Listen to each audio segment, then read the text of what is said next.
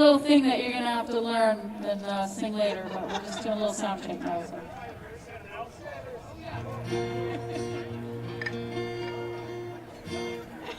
Don't pay any attention to the tuning of our instruments.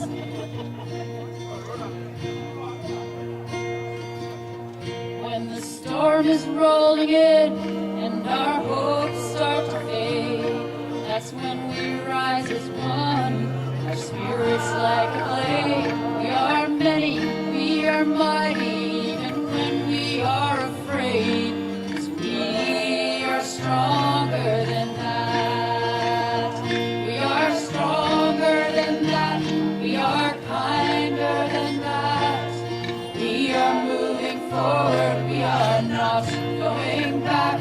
We are stronger than that. We are kinder than that. Love is stronger than that.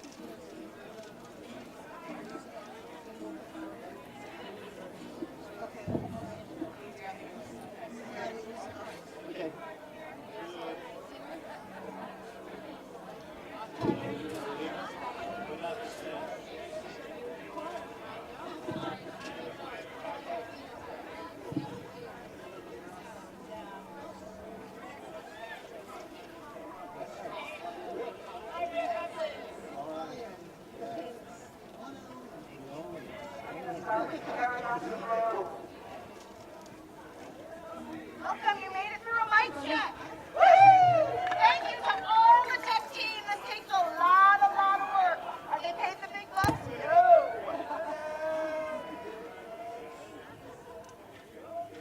We need the center mic on so Danya can do her thing.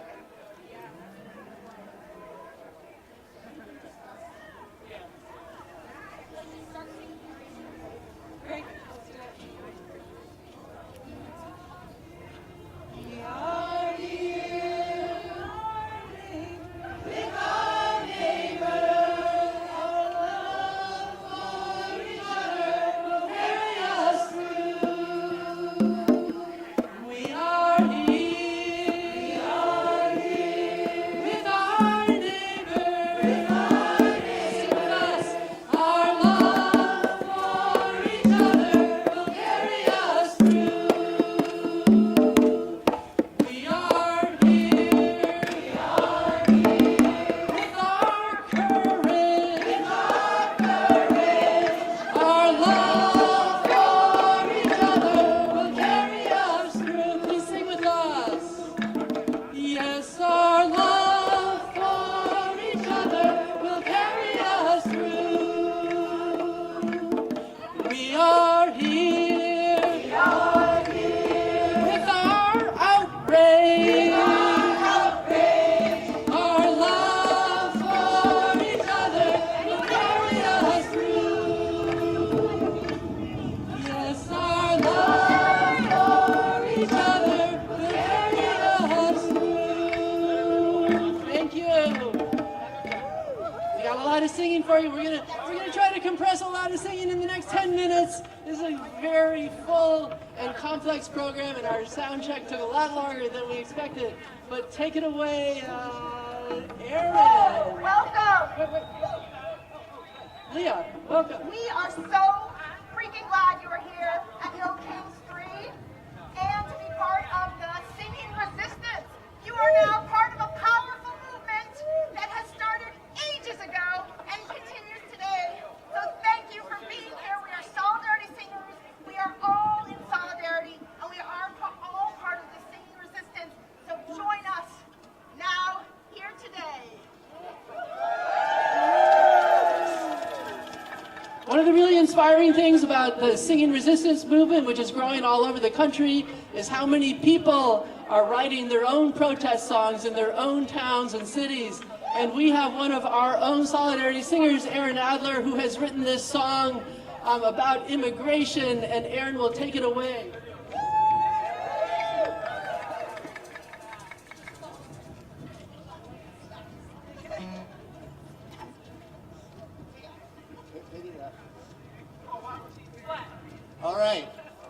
call and response song. So it starts off with like this. I'll go, I was hungry. I was hungry. And you fed me. And you fed me. I was hungry. I was hungry. And you fed me. And you Together. fed me. I was hungry. I was hungry. And you fed me. Together. Love the stranger as yourself. Thirsty.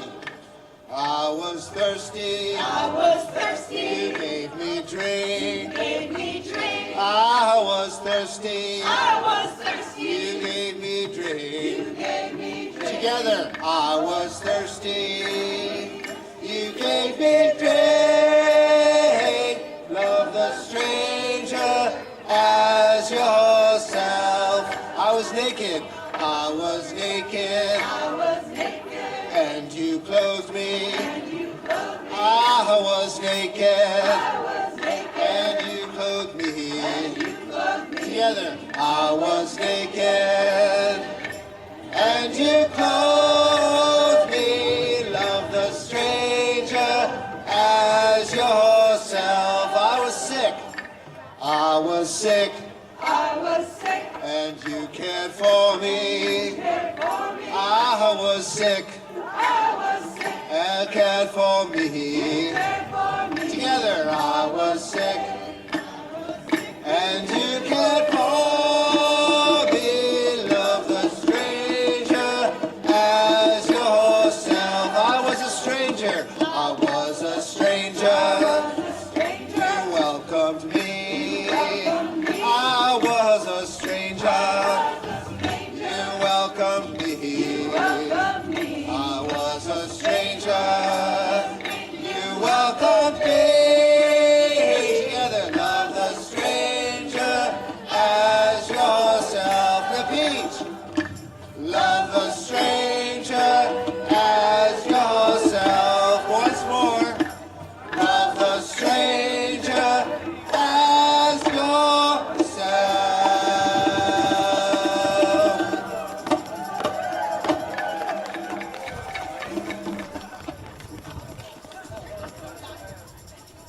Melanie DeMore wrote the song Lead With Love in 2017. Feels like ages ago, and we are still trying to lead with love and keep on keeping on.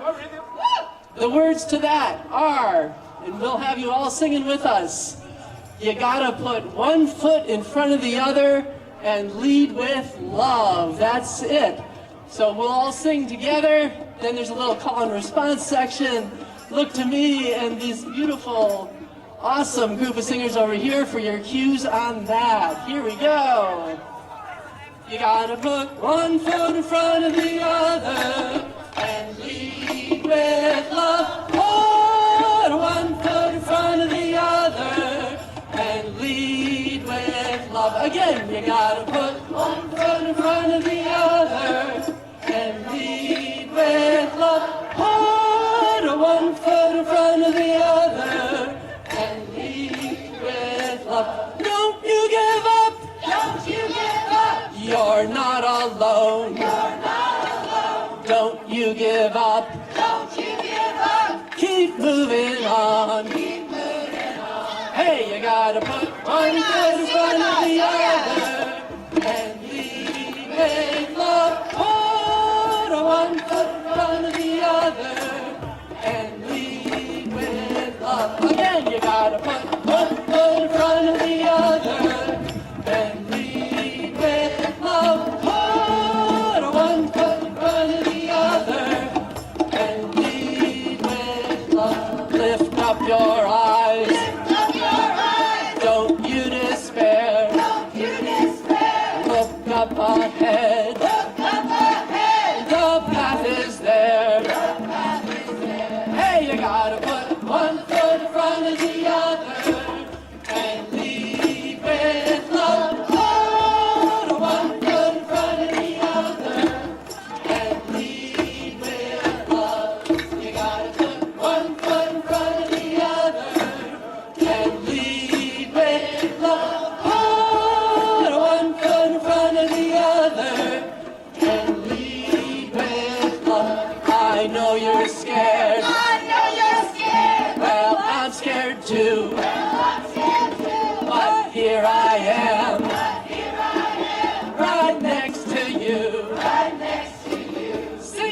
gotta put one foot in front of the other and lead with love. Put one foot in front of the other and lead with love. You gotta put one foot in front of the other and lead with love. One foot in front of the other and lead with love. Lead with love and lead with love. Lead with love and lead with love. Stretch it out and lead with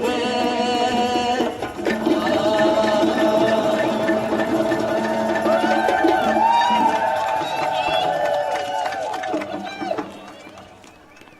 All right, so what's happening in our country right now is horrible, it's disgusting and despicable, and it's not new. To many brown and black indigenous folks, this has been happening for a long time. I'm making this PG because I want all the ages, but I'm pretty fucking pissed. However, we use our voices and we are on the shoulders of generations, starting with the abolitionists in the fields, in the churches, working hard to get free from slavery, then civil rights, from the streets to the prisons, from the nuclear plants to the ICE facilities and headquarters. We use our voices in protest. We come together in song. And this song was originally written by Pete Seeger and Lee Hayes. And it said something like, your brothers, just your brothers gotta come together. And we realized, you know, Peter, Paul, and Mary, actually, not me, realized that, like, we need to actually include brothers and sisters. And now here we are, led by Rick on the banjo, singing actually more inclusively in a non-binary dynamic, singing for, what are we singing for, everybody? We're singing for our friends and our neighbors. So it's a little hard to change, but you know what? We need change. Language changes, so please join us in singing this song, and let's be part of what used to be a progressive labor movement, and now is so many different movements singing for resistance. Take it away, Rick. If I had a hammer, I'd hammer in the morning, I'd hammer in the evening, all over this land. I'd hammer out danger, I'd hammer out warning, I'd hammer out love between friends and my neighbors, all over this land. If I had a bell, I'd ring it in the morning, I'd ring it in the evening, all over this land. I'd ring out danger, I'd ring out warning, I'd ring out love between friends and my neighbors, all over this land. If I had a song, I'd sing it in the morning, I'd sing it in the evening, all over this land. I'd sing out danger, I'd sing out a warning, I'd sing out love between all over this land. Well, I got a hammer and I got a bell and I got a song to sing all over this land. It's the hammer of justice, it's the bell of freedom, it's the song of love between my friends and my neighbors, all over this land. It's the hammer of justice, it's the bell of freedom, it's the song of love between friends and my neighbors, all over this land.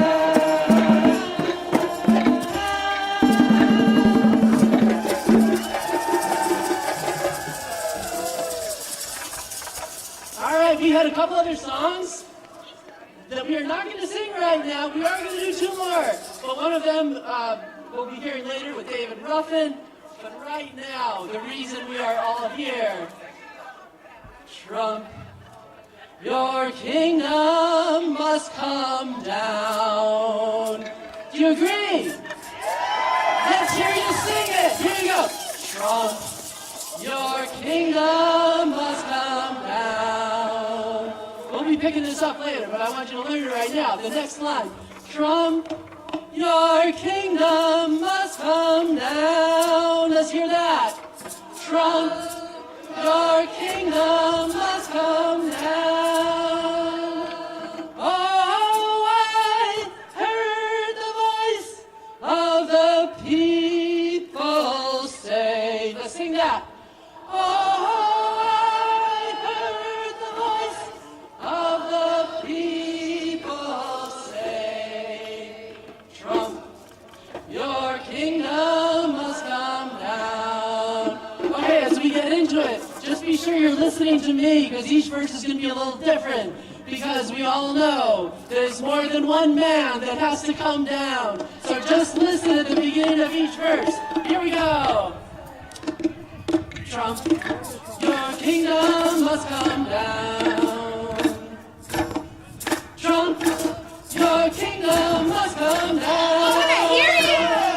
Oh, I heard the voice of the people say, Trump, your kingdom must come down. Sing about racism. Racism, your kingdom must come down. Racism, your kingdom must come down. Oh, I heard the voice of the people say, racism, your kingdom must come down. The war machine, your kingdom must come down. The war machine, your kingdom must come down.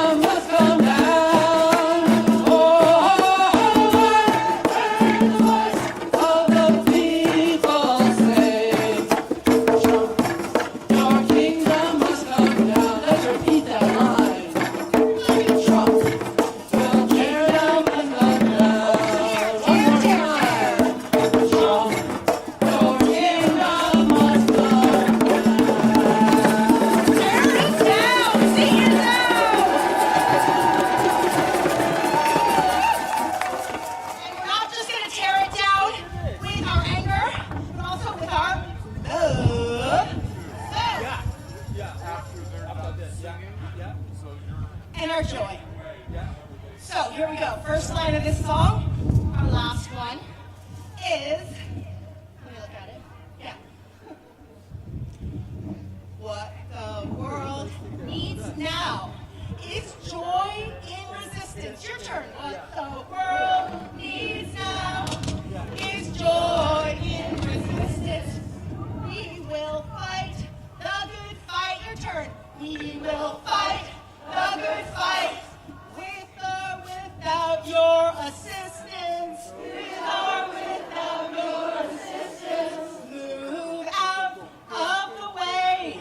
Move out of the way. If you can't support the mission. If you can't support the mission, What the world needs now is joy in the mission. Okay, here we go. We got this. What the world needs now is joy and resistance. We will fight the good fight with or without your assistance. Out of the way. Move out of the way. You can't support. If you can't support the mission, what the world needs now is joy and love. What the world needs now is love and resistance. We will fight the good fight with or without your assistance. Move out of the way. If you can't support the mission, what the world needs now is love and resistance. Needs now is hope and resistance. We will fight the good fight with or without your assistance. Move out of the way. If you can't support the mission, what the world needs now is hope and resistance.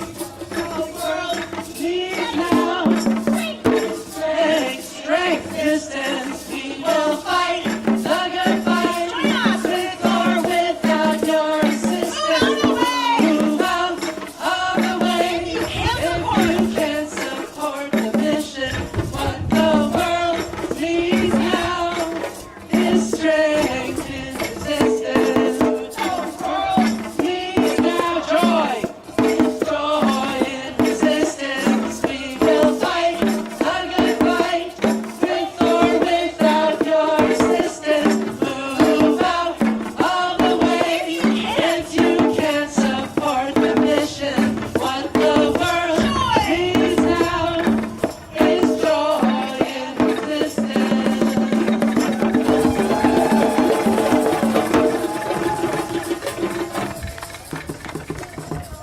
Thanks so much. Let's keep going. I am singing and talking a bit. We are Solidarity Singers, singing resistance. Join us anytime. Let's hear it for Solidarity Singers.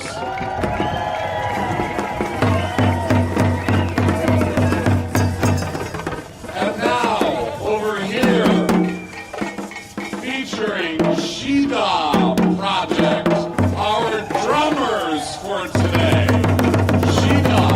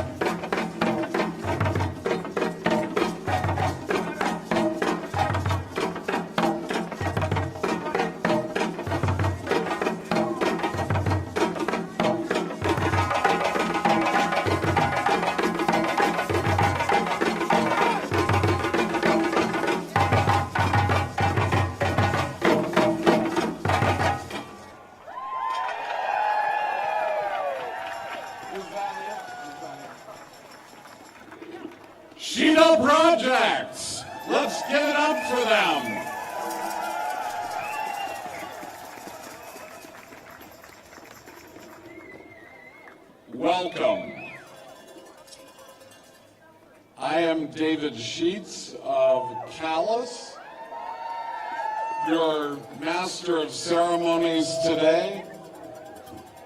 Welcome to No Kings 3. With gratitude and humility, we acknowledge we do our work on Ndakina, the ancestral homeland of the Abenaki, people of the dawn. We thank them for their stewardship of the land and for being keepers of the light.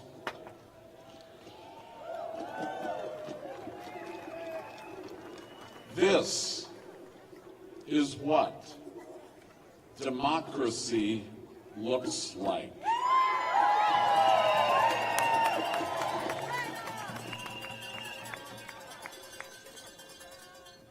And this demonstration has important messages. Messages we protest safely and non-violently.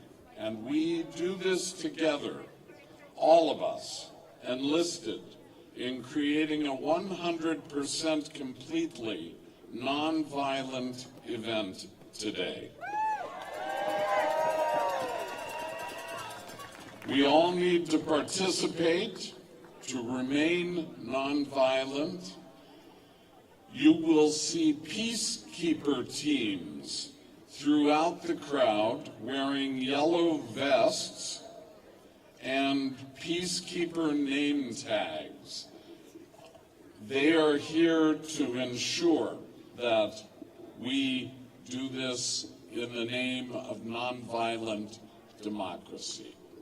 But what I think has brought us all here today to 46 different locations throughout the state of Vermont, 46 to 3,300 similar events throughout the nation.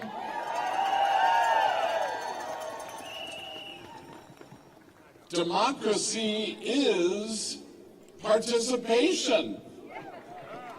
And we know how fragile it can be. And that's one of the reasons we're here today, because we want to ensure that this nation that has been here for nearly 250 years will continue to be the democracy that was founded and expanded throughout those years of history. Expanded to include every citizen of the United States and beyond, because it's not just about our points of view, it's about being free to listen to each other and to participate in our democratic institutions, not the least of which is the one directly behind me in this particularly gorgeous building with a Grecian portico. Yeah. The birthplace of democracy is invoked with the architecture of the State House and similar buildings throughout our nation. They were built to house the very people that we are today and that have been in similar places throughout the nation for over 250 years. We claim this heritage and we will preserve this heritage. So we're going to have a few chants throughout this gathering, and the first one is, tell me what democracy looks like. Tell me what democracy looks like. Tell me what democracy looks like. Tell me what democracy looks like. Okay. Are you ready for your first speaker? Well, we have a great one for you. He is a... We need to do who keeps the whole scene. Oh. I forget the peacekeeper part. The peacekeeper part. Okay. Sorry, I've flubbed up already. No. Ginny's... You know Ginny Sassaman. Ginny is keeping me focused here today. Hang on. Is it this? That's it. Thank you. Indeed. So, the safety chant is what I forgot to put before you. We are many and we are loud. Repeat. We are many, we are loud. We'll take care of this big crowd. Folks in the back might not have heard. So let's make sure to spread the word. Throughout the day, we'll be alert. And that is how no one gets hurt. If someone's here to agitate, we'll walk away. Don't take the bait. Remember, who keeps us safe? We keep us safe. Who keeps us safe? We keep us safe. Okay, thank you so much. I'll try to be a little more vigilant next time we start chanting again. But before we start chanting again, we have our first major speaker on the roster here. A dear friend of mine, thanks to his long service in the building directly behind me, and his service to all of us and the nation in Washington, D.C., no less a person than our beloved United States Senator Peter Welch.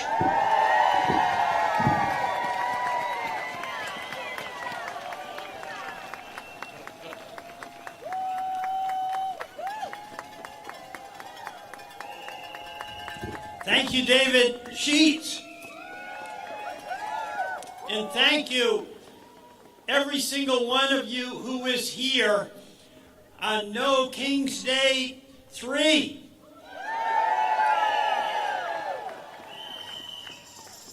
I'm going to go through some of the things that have happened since that No King's Day in October, No Kings 2. Trump hasn't changed, he's getting worse. The court really hasn't changed. What's changed is the people are getting stronger. Stronger. And first, I do want to give greetings. We have No King's Days all around Vermont. And our good and wonderful representative, Becca Ballant, is at No King's Day in Bennington. And our beloved Bernie Sanders, we love him in Vermont, but you know what? They love him everywhere. And he is in Minneapolis, and what a better place for Bernie to be than Minneapolis. And I'll tell you, we've got our work cut out. But I want to tell you, looking at Minneapolis is why I'm confident that when our work is done, we will prevail. You know, two things have happened since our October No Kings. One was the absolute travesty of Minneapolis and the rampage that we saw of violence by ICE agents who killed 2 innocent people. I want to talk about that for a moment. But the second thing, and we are now going to be vigilant, are we going to yet another war in the Middle East? And my answer is no, no, no. Minneapolis was horrifying with the use of violence by ICE. Minneapolis was inspiring with the power of neighbors helping neighbors. And what we saw, and it was cold in Minneapolis, was that citizens were coming out and putting their bodies between them and folks with no legitimate reason, picking them up to protect their neighbors and to protect their communities. And that's what it is about, our neighbors and our communities. And it's about citizens doing every single thing they can to make sure we are peaceful, we have opportunity, we respect one another. And what happened? You know, I want us to take some credit here, or share some credit with what happened in Minneapolis. I'm just back from Washington. Becca's just back from Washington. We had a budget battle. We've had a shutdown. We don't like shutdowns, but the issue was, would there be yet more money for ICE to do its rampage without any reforms? Well, you got that right. No. And in the United States Senate, we held firm. No more money without reforms. And then we saw the backlash in the House, but that battle continues. Why did the United States Senate hold firm? It's because the people of Minneapolis held firm. It's because the people of Montpelier held firm. It's because the people of the state of Vermont held firm. Your voice is being heard, and your voice is leading the way.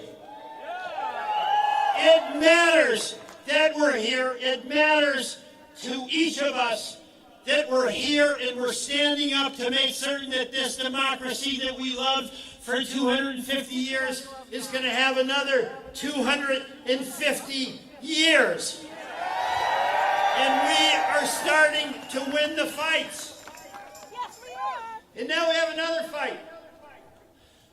What is going on with this war in Iran? We've heard it before. Saddam was a bad guy. The Taliban, bad folks. The Ayatollahs are brutal. And the easy part is the bombing campaign. And then it goes on forever. Trillions of dollars in Iraq, and some beautiful, wonderful Vermonters lost their lives, are living forever with PTSD, whose families have been torn apart when they came back without limbs or without the sense of who they were. That happened again in Afghanistan. Trillions of dollars. Thousands of our young men and women. And now we are on the moment of a major decision in Iran. Are we going to end this war, or are we going to escalate this war? End it. End it. The oil is not worth it. And there are other ways to preserve our national security than another forever war. $2 billion a day. $14 billion a week. I say end the war, not escalate. Not 1 week from now and $14 billion more, not 1 month from now and $60 billion more, and certainly not when the president comes in requesting a down payment of $200 billion more for an endless war. We say no. We say no. Vermonters are not afraid to serve. And throughout our history, it's men and women from the Green Mountain State on a per capita basis who signed up more for the Civil War, who signed up to serve in Iraq and Afghanistan, because it's the soldiers who do the duty, but it's the politicians who make the bad decisions. And I say it's us Vermonters who are going to stand up and demand that we end this war, not another forever war. So, the beautiful comments that were made at the beginning are really true, and we have to remind ourselves of how true they are. And that is that love's got to motivate us. Not anger, not hate. And each day we wake up and yet another norm is being shattered. But you know what? We find a way, in solidarity with one another, to say that standing up for love, for community, is worth it. We don't know necessarily how the outcome will turn out. Here's what we know as Vermonters. We know that we will face that day and do the best we can every single day to make this a better state, to make ours a better country, and to have respect for the community we live in, and do every single thing that we can to make it stronger, better, more inclusive, more loving, and democratic. So, I say to you today, carry on. We have been making progress. Kristi Noem is gone. The Senate stood firm because of you. And America gets it. Billions for health care, maybe. Billions for another oil war in the Middle East, no. So, let's hear it for each one of us celebrating No King's Day 3. Onward, onward. Thank you very much. I just want to ask them, why can't we dig up the next one? Senator Peter Welch, give it up. We are so blessed. We are so blessed. We have 3 people in Washington, D.C. from this great state, and all of them are heavy hitters. Let's hear it for Bernie. Let's hear it for Becca. And one more time for Peter.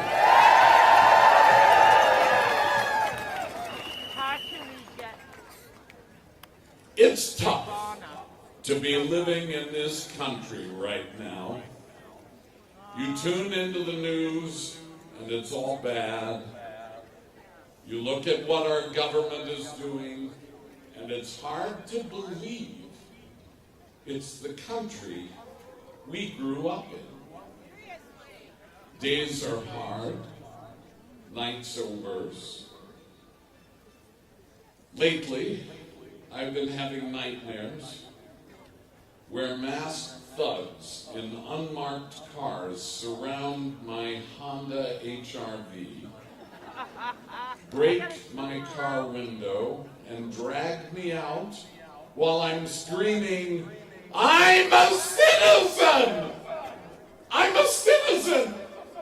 When I wake up in a pool of sweat, I realize that citizenship may not save me. It didn't save Renee Good. It didn't save Alex Pretty. But last night, I had a different kind of dream. All in one night, I dreamed that the spirits of democracy visited me. The spirit of democracy past, the spirit of democracy present, and the spirit of democracy yet to come. When my grandfather clock struck 1, I was awakened by a bright light. There was a figure in the light coming toward me, and when she drew closer, imagine my surprise. It was Abigail Adams, America's second First Lady, come to haunt me. Wait! Here she is now!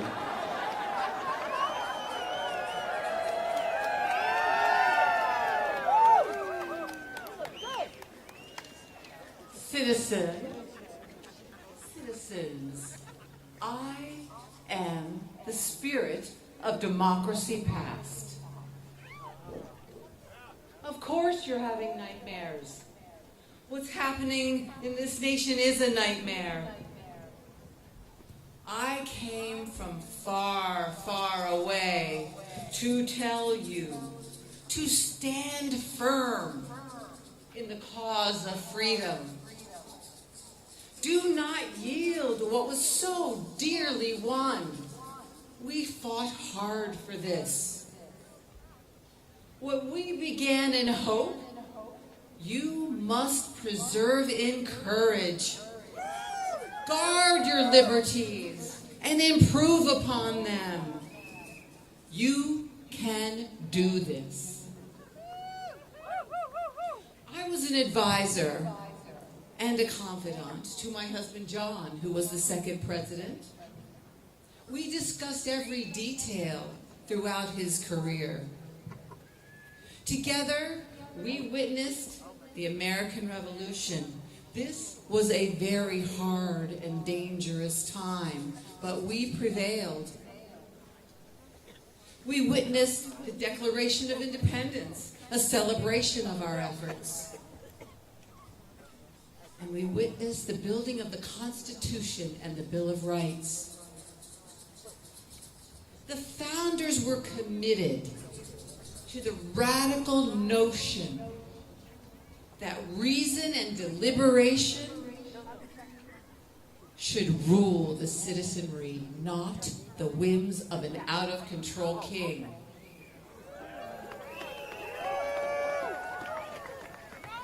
Think of the cherished liberties in the Bill of Rights.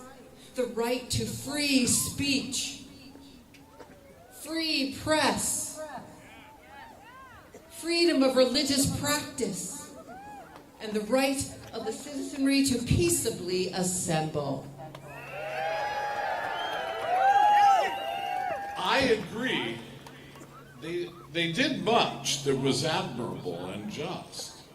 But they declined to give many of us freedom and voting rights. Those wealthy white men kept for themselves the right to decide the presidency through the Electoral College. What they did to the indigenous people of this land is, frankly, unforgivable.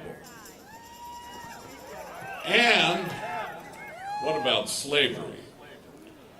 They had a chance to end it, but they did the slaveholders' bidding instead. Oh, indeed. Many mistakes were made. You are right to point out their inadequacies.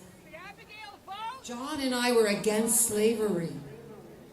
We were aghast at the institution of slavery, but we were in the minority, and we lost that battle. Tribal peoples, too, were treated horrifically. A true travesty, because the Haudenosaunee, the 6 nations of the Iroquois, and their great law of peace inspired our Constitution. The great law recognized the power and influence of women, absolutely. And no mention of such was in our Constitution. I admonished John to remember the ladies in drafting the founding documents, but women's rights were ignored. This was a big mistake. But still, with all these terrible mistakes, I would argue that our founders created a noble democracy. Now it's up to you. Make it better. Improve it. I leave you, citizen, with this advice. Hold tightly to the good that was done. Human rights, freedoms, and justice are worth fighting for. This country belongs to you, and you, and you, and you. It's in your hands. When the clock strikes 2, you will be visited by the spirit of democracy present.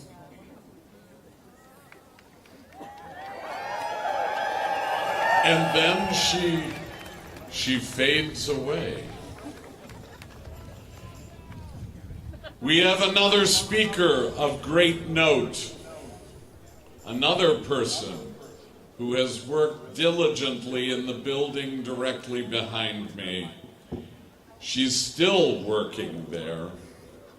She's the majority leader of the Vermont State Senate, Senator Kesha Hinsdale.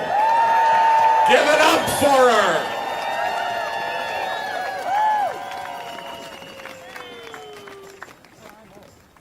This is the perfect role for David Sheets, so we're so glad. Thank you, David. Thank you all for being here. What a beautiful day, and you all look beautiful. I'm here today with 3 generations of women in my family. My mother and my 3-year-old daughter. My daughter knows we go to events like this to listen and to help people and to make our country better. And that may be the most important thing we can do right now. Bear witness for each other and do what we can to help. There's something powerful about gathering on a day like today, No King's Day, to say out loud that no one is above the law. That power does not belong to any one person. It belongs to all of us. And in a democracy, there are no kings. But if we're honest with each other, as we reflect on democracy past and present, we also have to say something harder. For many of us, the fight for dignity and freedom has never been safe. Not in the past, not in our own movements, and not right now.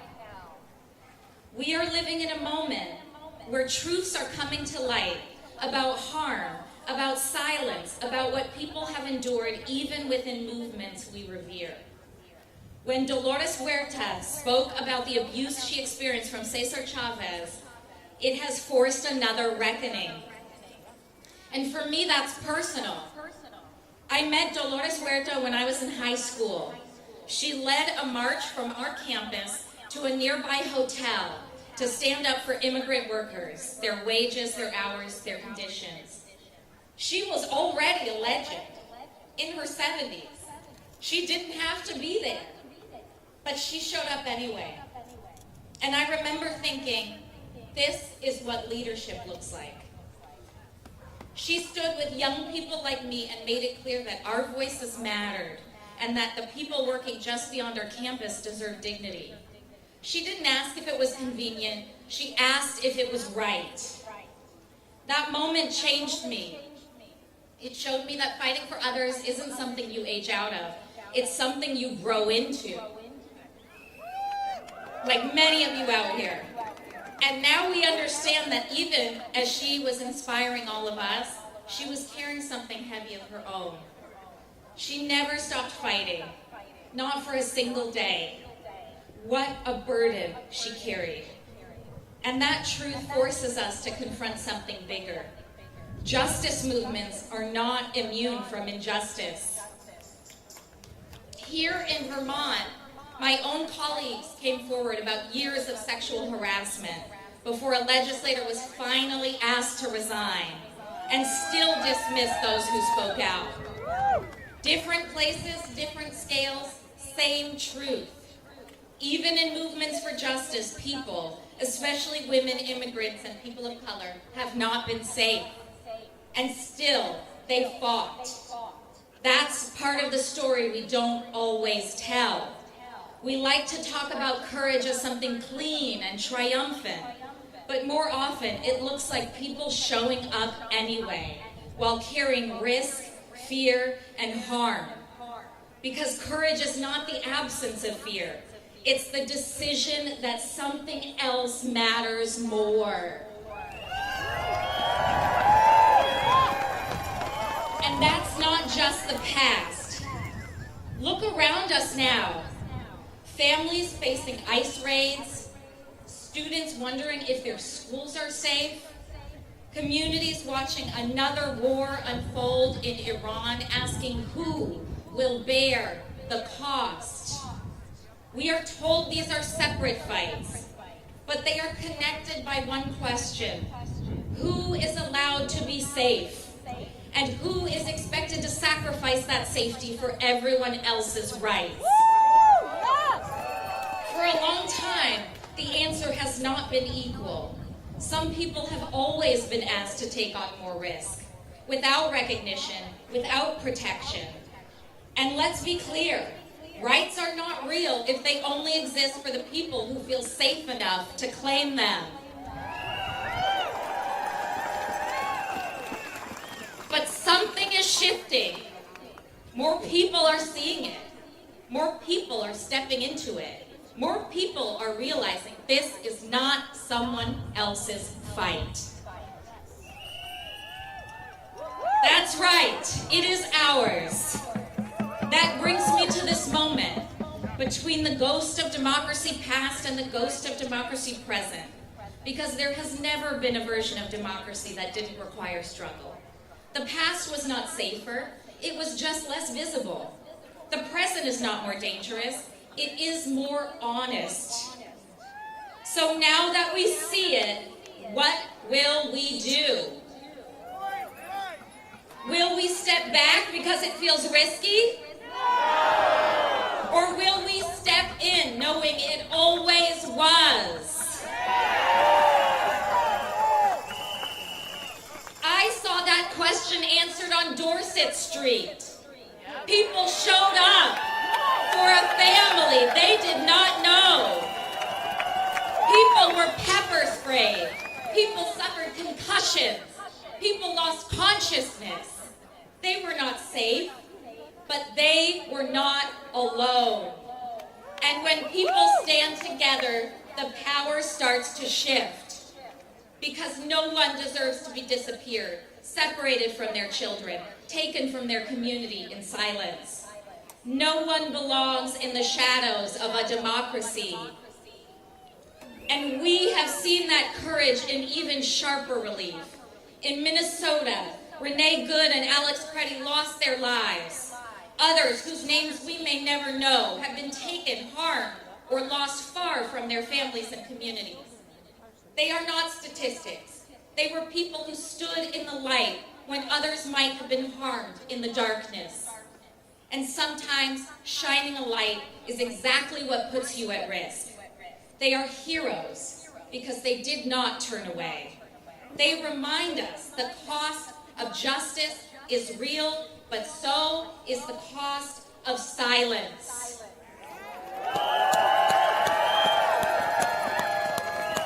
That is what solidarity looks like. Not safety, but shared risk. And that brings me to one more story.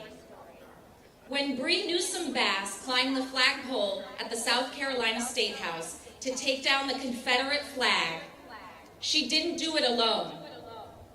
Others trained her, equipped her, stood watch, and when police threatened to tase the pole, risking her life, one of them made a choice. He reached out and touched the pole. He put his own body on the line. He didn't know what would happen. He just knew if she was at risk, he would be too. That is the difference between saying you care and proving it. That is what it means to move from sympathy to solidarity. To say your safety is not separate from mine. Your fight is not yours alone. Solidarity is not just a feeling, it's a choice. So today, on No King's Day, let's be clear about what we are building. Not a world where only some people are safe. Not a world where the burden falls on the same shoulders again and again. But a world where we understand the truth. We may not be safe, but we are together. And together is stronger than fear. Together is how every right we have ever won has been won.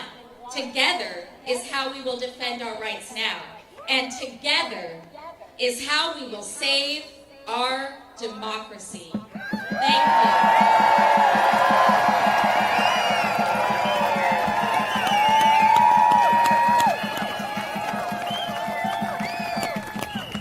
Kesha from Hinsdale!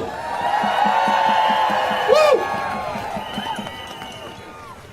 We are so blessed in this state to have leaders like Kesha.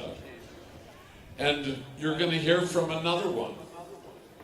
A woman of great courage, a woman that I've been super proud again to be able to know, our Attorney General, Charity Clark.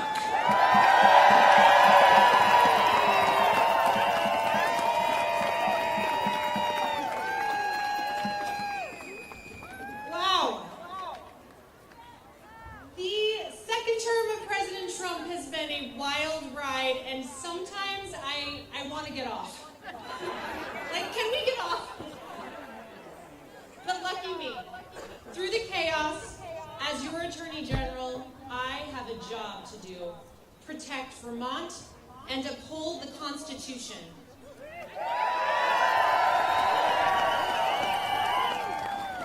Every day, my office fights for our country and our democracy. We use the power of the sovereign state of Vermont to stop federal overreach and unconstitutional acts by President Trump.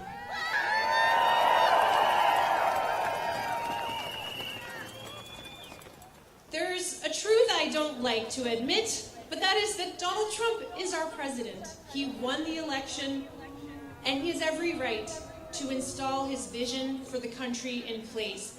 But no president has the power to violate the Constitution or federal law, and that is where my office comes in.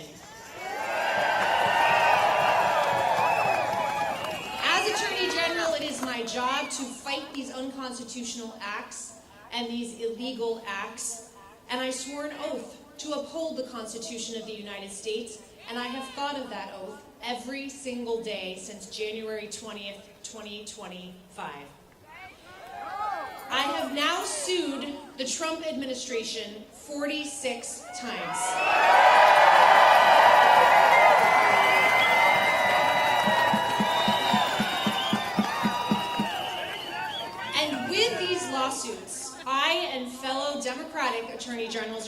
country have blocked many unconstitutional and illegal acts by the Trump administration, and we have brought millions, tens of millions of dollars back to the state of Vermont. We are winning most of these cases. Our win rate at this point is, I think, around 95%.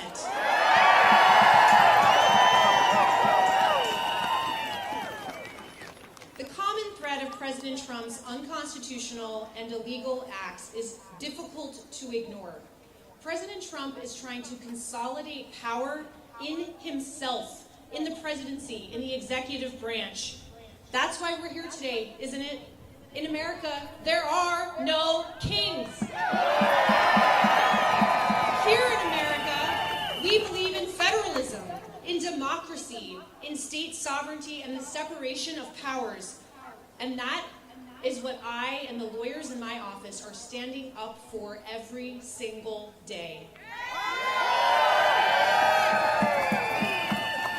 Instead of working for the people and protecting America, Donald Trump has attempted to dismantle the federal government.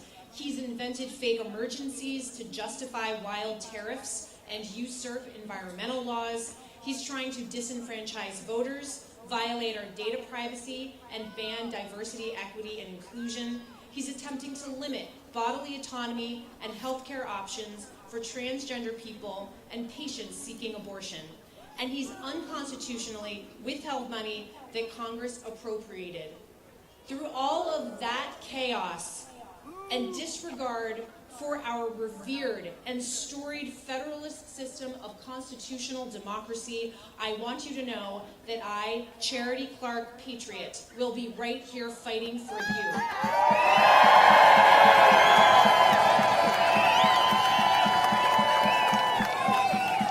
We in my office are fighting for the rule of law, for democracy, for our brave little state. Do not despair. Our country is strong. Look around you. We are fighting shoulder to shoulder for it. We are all here. To quote my favorite musical, Hamilton, history has its eyes on you. History has its eyes on you, and you came here today. You showed your love for your country and for your neighbors. I say thank you. Thank you, Montpelier.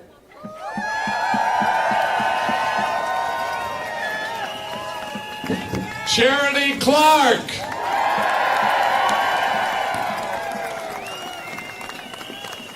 Okay, you ready for another chant? We protect the Constitution. We protect the rule of law. We protect the Constitution. We protect the rule of law. We protect the Constitution. We protect the rule of law, along with Charity Clark. Thank you.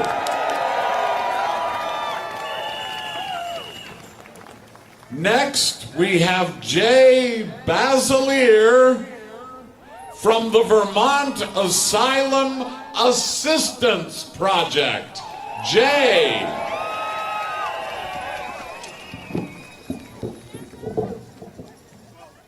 Hello, neighbors. It's so lovely to see all of your beautiful faces this afternoon. My name is Jae Basiliere, and I'm the secretary of the board of directors for the Vermont Asylum Assistance Project. How many of you know about VAAP? Okay. For those of you who don't know us, VAAP is an organization that is chock full of absolute rock star civil rights lawyers and immigrant advocates. We mentor no-cost and low-cost immigration lawyers and legal workers. We educate and serve Vermont immigrants and community members. We connect advocates and activists across sectors. and we fight like hell to protect immigrants' rights. Today, I want to tell you about why VAAP gives me hope. I joined the VAAP board a few months after the last election. The world around me, as you may remember, was rapidly descending into a fascist dystopia. My right to exist in public space was, frankly is, under attack. The federal government was dismantling our human services infrastructure with a sledgehammer. The rule of law was starting to crumble. I was falling into a deep despair, and I didn't know what else to do except turn toward community. Turn toward the people who were getting up every day and fighting for our most vulnerable neighbors. What I found in VAAP was a reason to feel hopeful again. I was reminded of all of the good that can happen when we stand together against the tidal wave. I find hope every day in the knowledge that meaningful harm reduction is possible, even in the most horrible circumstances. And our collective impact has been real. Right now, Jamie, Camilla, Christian, and Johanna, 4 Vermonters who ICE attempted to summarily disappear from our communities mere days ago, are safe at home.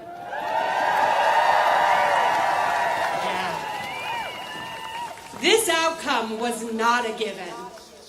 Together, we made this happen because our community showed up, because advocates were coordinated, and because skilled lawyers were ready to act quickly.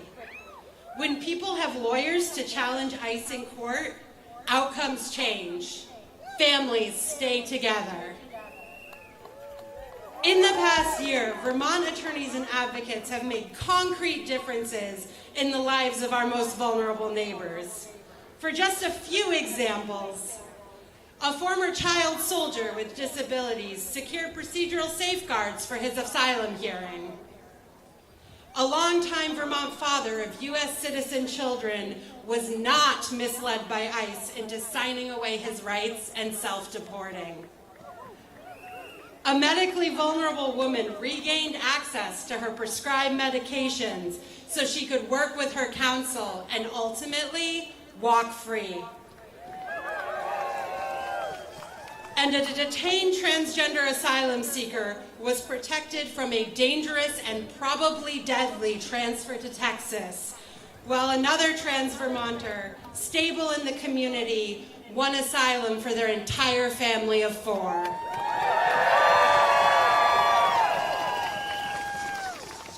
This work is not just about individual humanitarian cases. It keeps children in schools, parents at work, and communities out of crisis. And none of this work happens without community support. When we fight together, we win. When we fight together, the people in our community who are scared for their lives are reminded that they are not alone.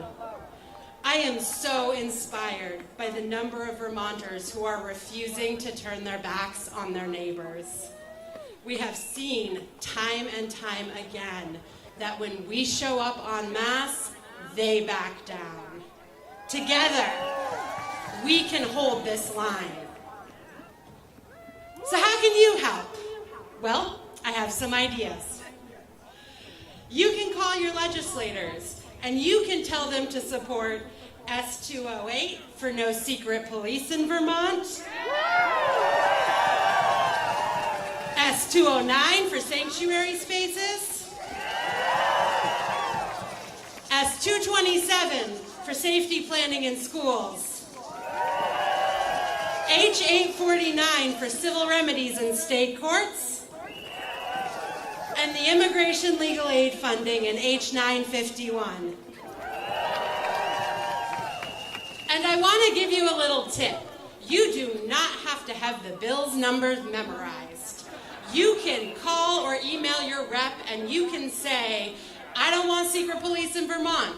I want you to fund immigration legal defense. And they'll know what you mean. So please don't let knowledge of a specific bill number be a barrier to engaging. They need to hear from you, and they need to know what we need from them.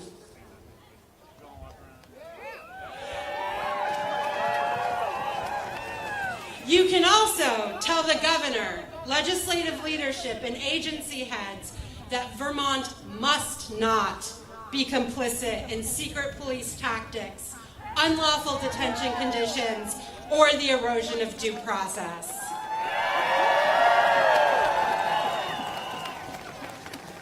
You can support the legal infrastructure that makes rapid response possible.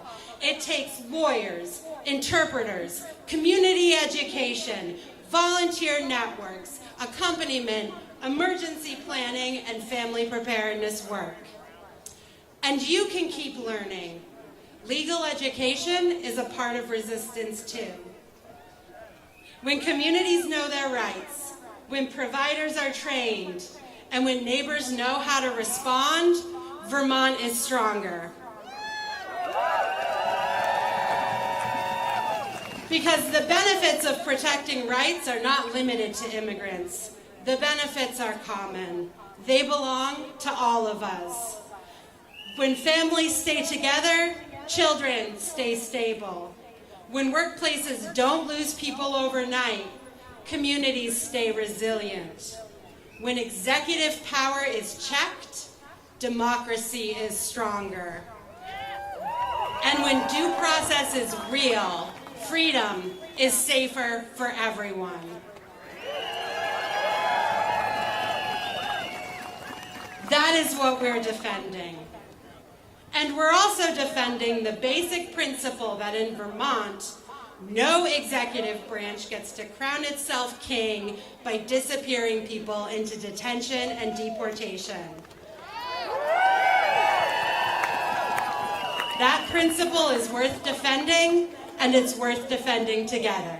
Thank you.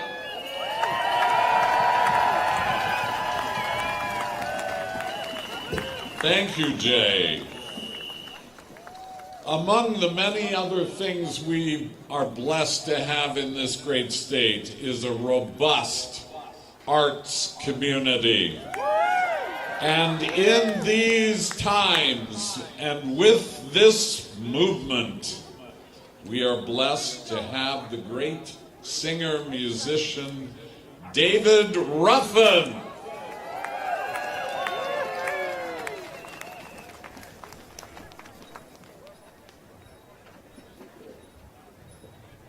Hey community, I'm David.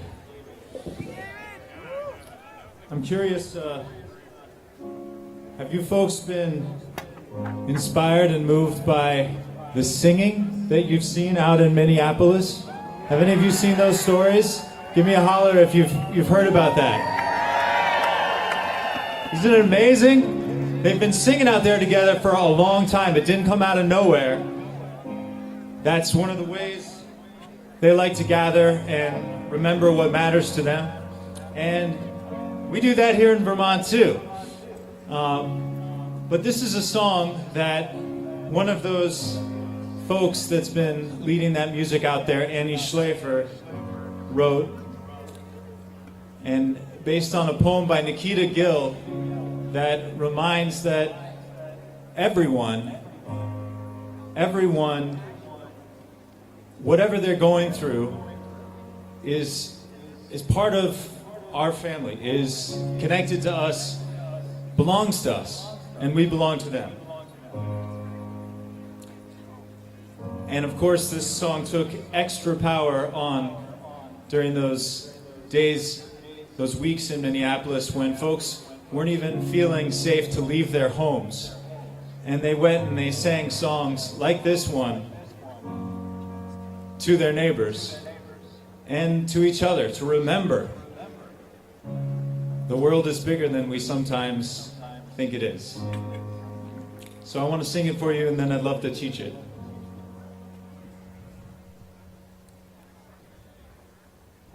Everyone, oh everyone, oh everyone of these people are ours, just like we theirs. We belong to them, and they belong to us. And that's it. You want to learn that? All right. So let's just start with those everyone's. I'll sing it first. Everyone, oh everyone, oh everyone. Let's just try that. Let me hear you. Everyone.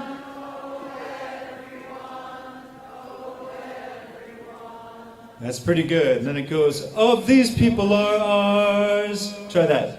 Of these people are ours. Let's put it together. Everyone, oh everyone, oh everyone, of these people are ours. Next line goes, just like we are theirs. Just like we are theirs. Just like we are theirs. Next line. We belong to them. Sing that out. We belong to them. And they belong to us. Here we go.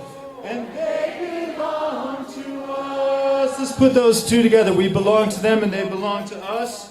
We belong to them, and they belong to us. From the top, everyone. Everyone, oh everyone, oh everyone. Of these people are ours, just like we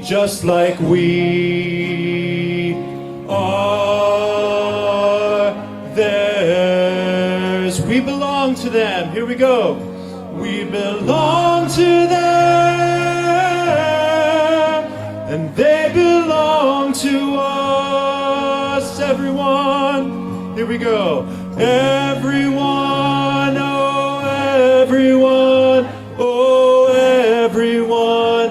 Of these people are ours, just like we are theirs. We belong, here we go. We belong to them, and they belong to us. I want to hear you out there. Everyone, oh everyone, oh everyone. Of these people are ours, just like we are theirs. We belong. Let me hear it. Here we go. We belong to them.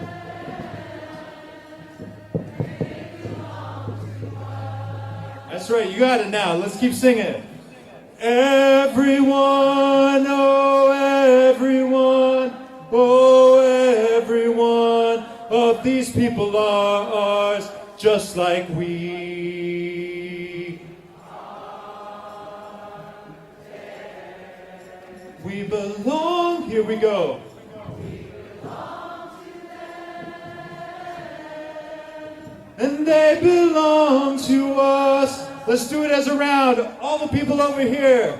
Everyone, oh everyone, oh everyone.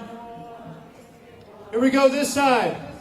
Everyone, oh everyone, oh everyone. Of these people are ours, just like we.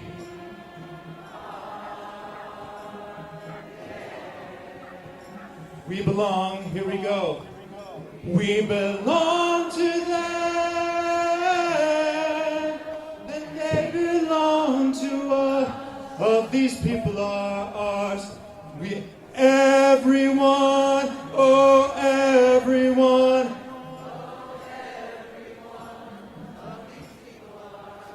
Just like we am, and they belong to us. We belong. We belong. And they belong to us. Everyone. Everyone.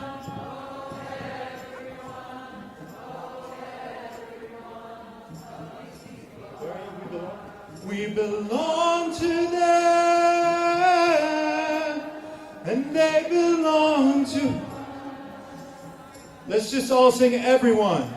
Everyone, oh everyone, oh everyone.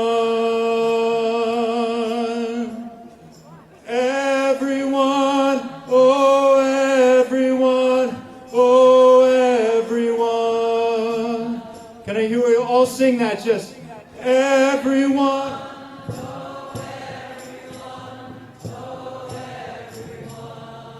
What if it was like that? Come on now.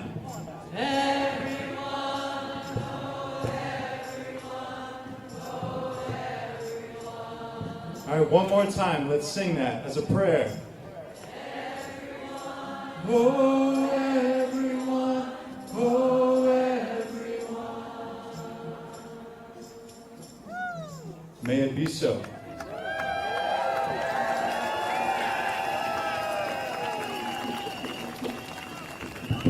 David Ruffin, he will be back with us later.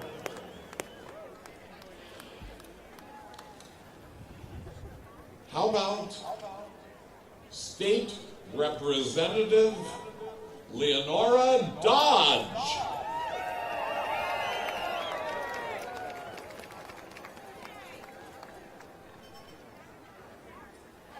Buenas tardes, Montpelier. Me llamo Leonora Dodge, soy una vermontense latina y soy miembro de la Cámara de Diputados de Vermont. Y así se ve la democracia. My name is Leonora Dodge. I'm a Latina Vermonter and I am a member of the Vermont House of Representatives. And this is what democracy looks like. I welcome you to the People's House. Mi casa es su casa. As a state rep from Essex Town in the city of Essex Junction, I carry the voices of a district filled with immigrants. My foreign-born constituents include restaurant owners, shopkeepers, accountants, and global foundry engineers, lumberyard workers and home builders, custodians and college professors, to name a few. They hail from every single continent and speak dozens of languages. Just ask VPIRG. It's really fun to go canvassing in Essex. After a generation of building community here and in my current role as a state rep, I know that Vermont is not as plain as the white building behind me. At the same time, the louder we speak up for immigrant rights, the scarier it feels to live and work in Vermont. My social media feeds are full of threatening trolls, and political opponents weaponize my cultural identity against me. And on March 11th, I watched in horror and choked on pepper spray as South Burlington turned into an apocalyptic scene. Police tackling and shoving Vermonters, flashbangs, rubber bullets, and protesters tending to injuries while flushing swollen eyes with saline. But today we are here, together. Today we give voice to the pain, we join together in healing, and we call for justice. In that spirit, I will now present a statement on behalf of a Vermont organization born out of tireless and devoted immigrant advocacy, Justicia Migrante, Migrant Justice.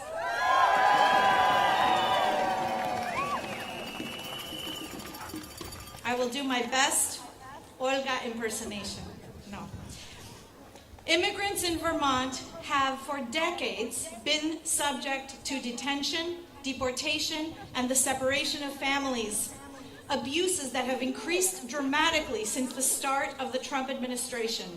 Migrant Justice has documented dozens of ICE and Border Patrol actions across the state since Trump took office, resulting in the detention of well over 100 of our immigrant neighbors. I'll start with 2025. January 25th, Ecuadorian asylum seeker detained by ICE in Burlington.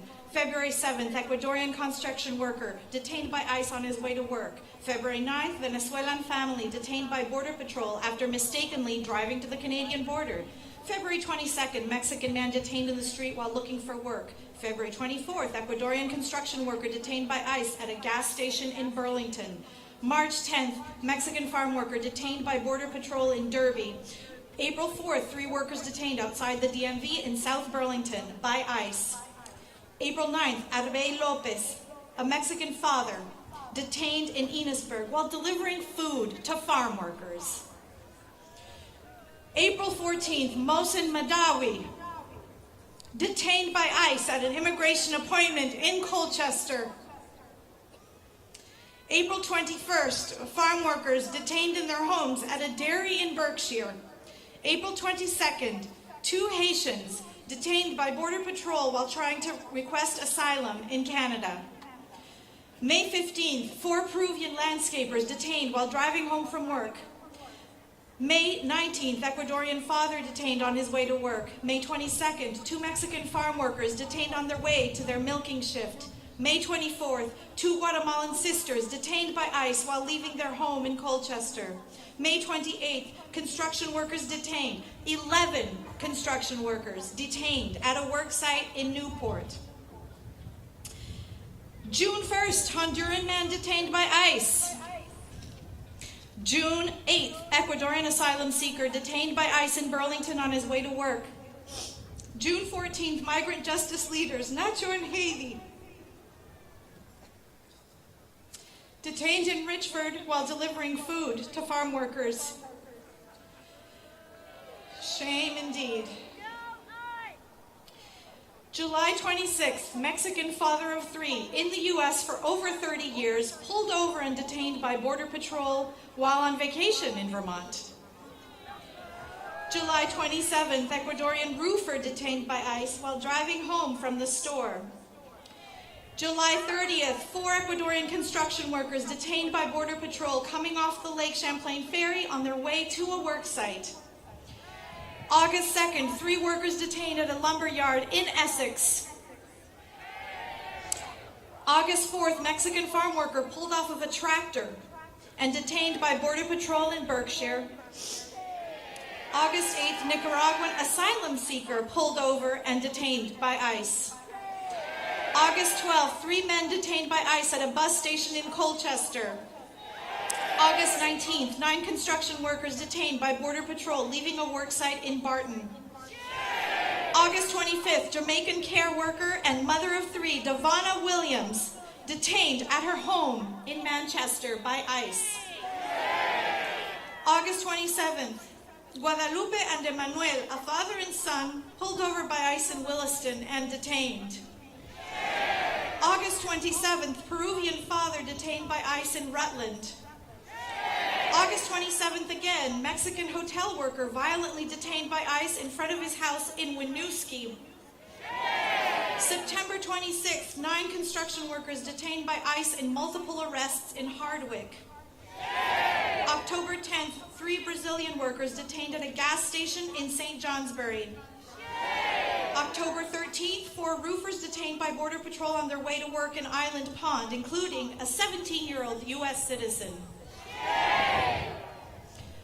October 13th, again, 2 construction workers detained by Border Patrol in Newport. October 23rd, 4 construction workers detained by Border Patrol in Norton, including 2 who were previously freed on bond.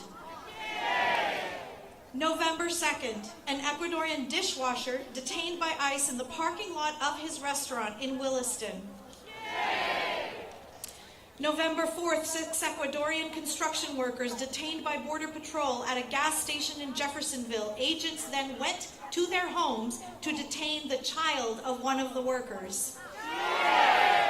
November 24th, Ecuadorian asylum seeker detained at his ICE check-in. December 26th, Mexican man detained by ICE outside the hotel where he worked while they were looking for someone else. We've made it to 2026, folks. January 1, Somali father Hussein Nur Hussein detained by ICE at the taxi stand at Burlington Airport. January 10th, Mexican farm worker and father detained by ICE with support from the FBI as he walked from his home to the farm. February 4th, Pastor Stephen Tendo, an asylum seeker and torture survivor from Uganda, was detained by ICE at his workplace despite an ongoing legal challenge to his deportation. February 22nd, 19-year-old Ecuadorian asylum seeker, 19-year-old asylum seeker, detained by ICE leaving a store in Winooski.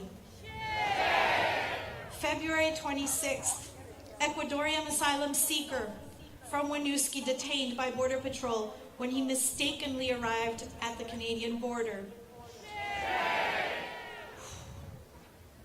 March 10th, 2 Winooski residents pulled over and detained by ICE on their way to work. March 11th, Vergüenza.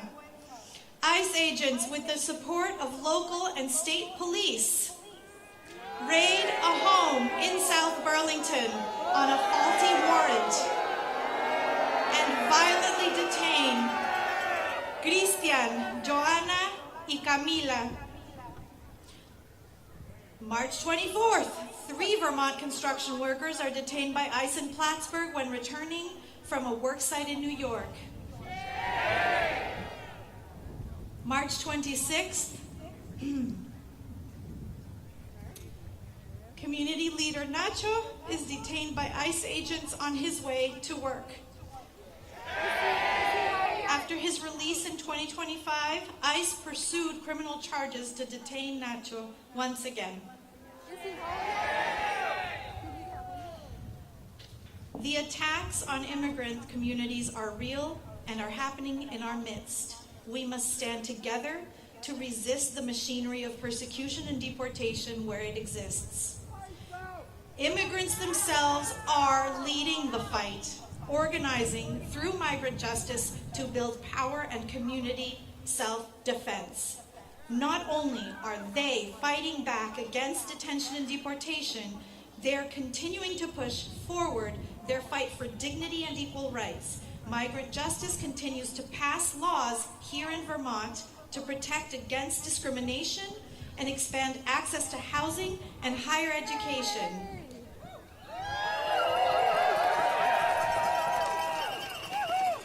And those were 2 of my bills.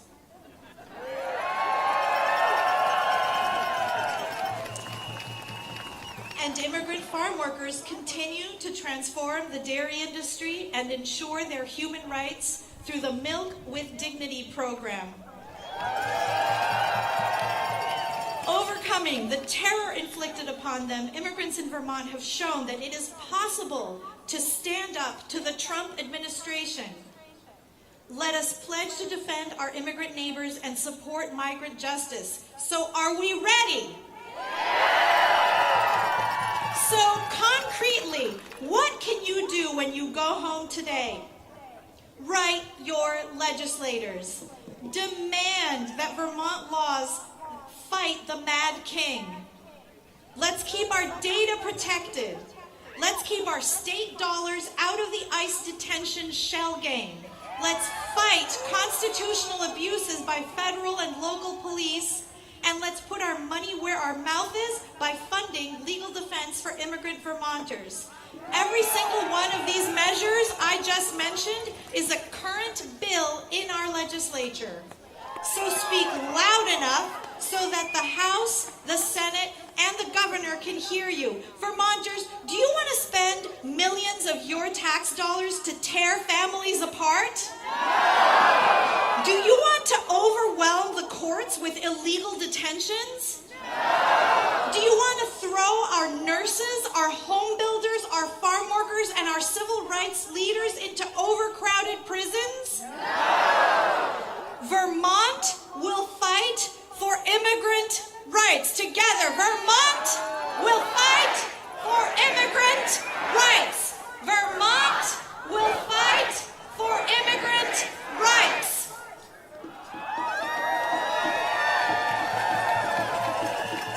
Muchas gracias.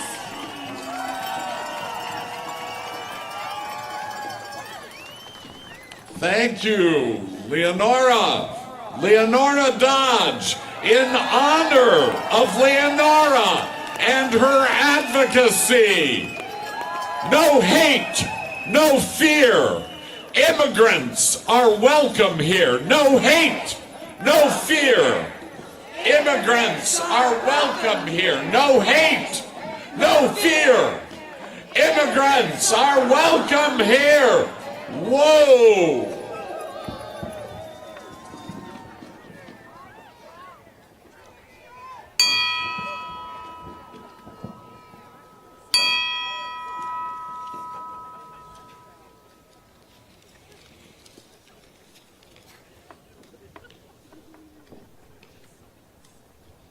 Whoa! I knew this year was bad, but you look all but broken. You've not seen the likes of me before. 249 brothers and sisters came before me with their injuries and strengths, but only a few during our Civil War were as battered as I am. Come and know me better, man. I am the spirit of democracy present. My form is a tragedy and worsening daily. I have seen our government at the highest levels corrupted by grift and bribery.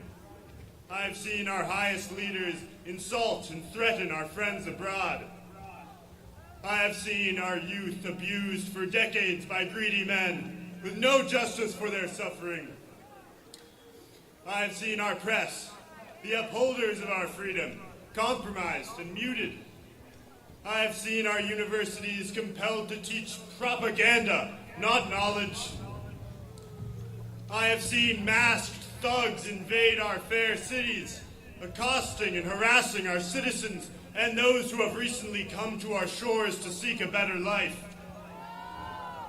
Some, even children, have been taken to prisons. Others have been assaulted and some have been murdered. And no one is held to account for these violations against the rights of all people. I have seen at the highest levels men act to pollute and violate our beautiful land, the land we all depend on for sustenance. I have seen the wealthy among us pay no taxes nor obey any laws. And I have seen gross attempts to tamper with our most sacred right and duty, the vote. So is it any wonder I come to you battered and almost broken? I am not long for this world if citizens do not take immediate action to help me. You must rein in these evildoers and their ways and restore rights and justice as best you can now. And you must do so with love, kindness, and compassion. Only then will the spirit of democracy return in years hence with a body full of life. You must act now or all will be lost. But how? How do we save the spirit of democracy? There are those who are trying to help me, trying to preserve me. In the cold north, there are people hiding and feeding their neighbors as agents of injustice maraud among them. They are documenting injustice. They are marching and chanting and singing against it. And they are doing so with love and kindness in their hearts. Though I am terribly wounded, these citizens give me hope that I might yet be saved. You must become like them. You must use your First Amendment rights while you still have them and speak loudly and often to demand democratic governance. You must forge a loving community so strong that those who oppose you cannot penetrate it. You must choose leaders with a solid moral foundation and a will to make better what is broken. I tell you, you must do these things now, or you will never again see a spirit of democracy among you. I warn you, when the clock strikes 3, the spirit of democracy yet to come will visit you. Or perhaps it will be the spirit of democracy's death. I know not.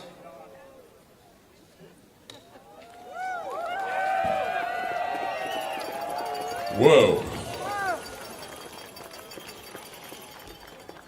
I think we need another speaker. Reverend Corellis Bryant of the United Church of Lincoln, Vermont.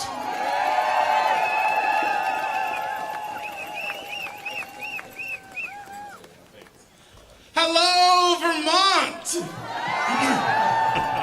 If we've not had the enchanted pleasure of meeting just yet, I'm Reverend Corellis Bryant, and it's my joy to be the pastor of the United Church of Lincoln. I'm here for one reason and one reason only, and that's to remind us of who we are. As vile and revolting as the actions of this current administration are, I'm more betrayed by our neighbors, family members, fellow countrymen and women who have lost their way, who have forgotten who we are. And I'm here today to remind us of who we are. What is the American project all about? Why did we embark on this grand and noble enterprise? To form a people not bound by blood or land, even though we shed blood to take the land, but that's another speech. Not bound by blood or land, but bound by a creed, an ideal. And what was that ideal? Well, I'm so glad you asked. We don't have to guess. It's in the preamble to our very own Constitution, the document that proclaimed our values to the world, the document that if we ever lost our way might help us remember who we are, a document that does not bend or break in the face of the shifting political landscape, a document that stands boldly in the face of fascism. Well, what the hell does it say? We, the people. We have to say to our neighbors, don't you remember when we decided to value the freedom of every person in our country and abolished slavery? Don't you remember? Don't you remember the suffragettes who would not quit until women had the right to vote? Don't you remember? Don't you remember the honorable men and women of the greatest generation storming the beaches of Normandy to defeat the Nazis and end World War II?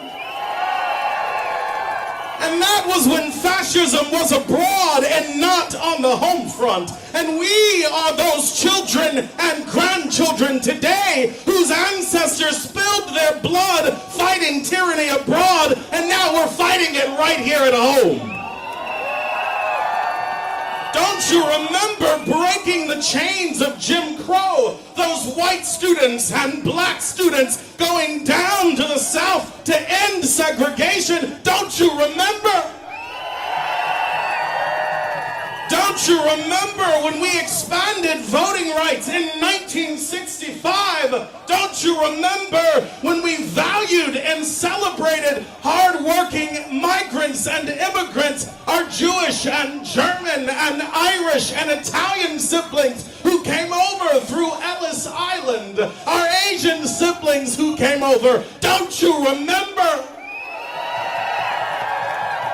Don't you remember when France gave us the Statue of Liberty to celebrate our compassion for the asylum seeker, the refugee, and the migrant? Well, I'm here to remind you that that statue still stands. It still stands with these words embossed in copper. Give me your tired, your poor, your huddled masses yearning to breathe free, the wretched refuse of your teeming shore. Send these, the homeless, the tempest-tossed to me, and I lift my lamp beside the golden door. That's who we said we were, and that's who we still are.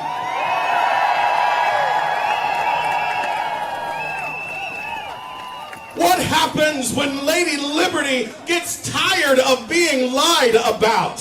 When Lady Liberty gets tired of being lied on, well, she comes roaring back. She says, stop lying about me. I do care about immigrants who built this country. She says, stop lying. I do care about the rights of women. Stop lying. I do protect those on the margins. Compassion and generosity are still deeply held values in my heart. America is tired of being lied on. She says, I meant it when I said we hold these truths to be self-evident, that all humans are created equal. They are endowed by their creator with certain unalienable rights. Yeah, I meant that, she says. She says, I meant it when I said our government is of the people and by the people and for the people. She says, I meant that. I meant that. We're not asking for much. Just that you don't kick millions of Americans off of their health insurance to give tax cuts to billionaires. We're not asking for much. Just that you don't give power to rejected frat boys playing beer pong with American lives. We're not asking for much.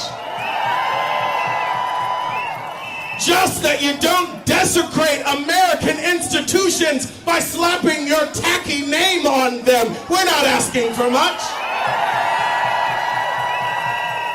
Just that you don't start a war of choice in Iran and murder some 160 Iranian schoolgirls. We're not asking for much. Just that you don't negotiate with bombs like this is some kind of a video game, but with diplomacy and respect for human life. We're not asking for much. Just that you don't kill American citizens in broad daylight for doing the very thing that makes us Americans. We're not asking for much. Just that you don't take a wrecking ball to our democracy that our ancestors gave their lives for. We're not asking for much. Oh, and by the way, did I say asking? Oh, my apologies. I meant demanding, insisting, declaring, this will not stand.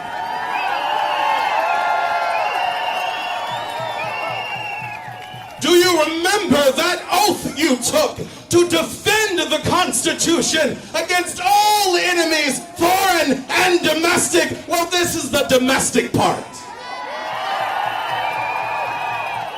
We demand that in these United States of America, there shall be no kings.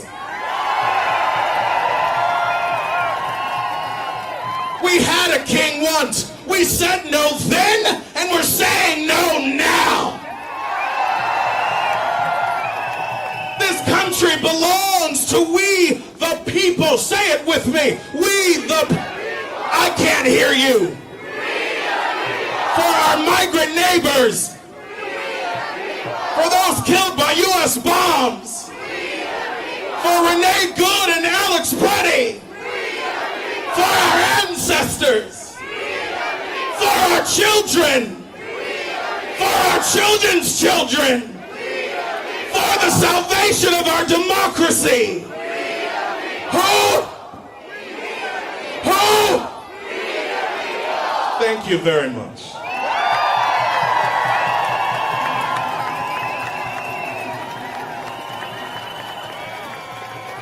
Whoa! Corellis Bryant!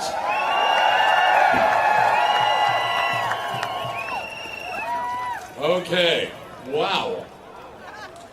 Wow. Patti, do you think you can follow this up? We have no less than Vermont's favorite singer-songwriter, Patti Casey! Give it up for her! Thank you. I'm moving to Lincoln.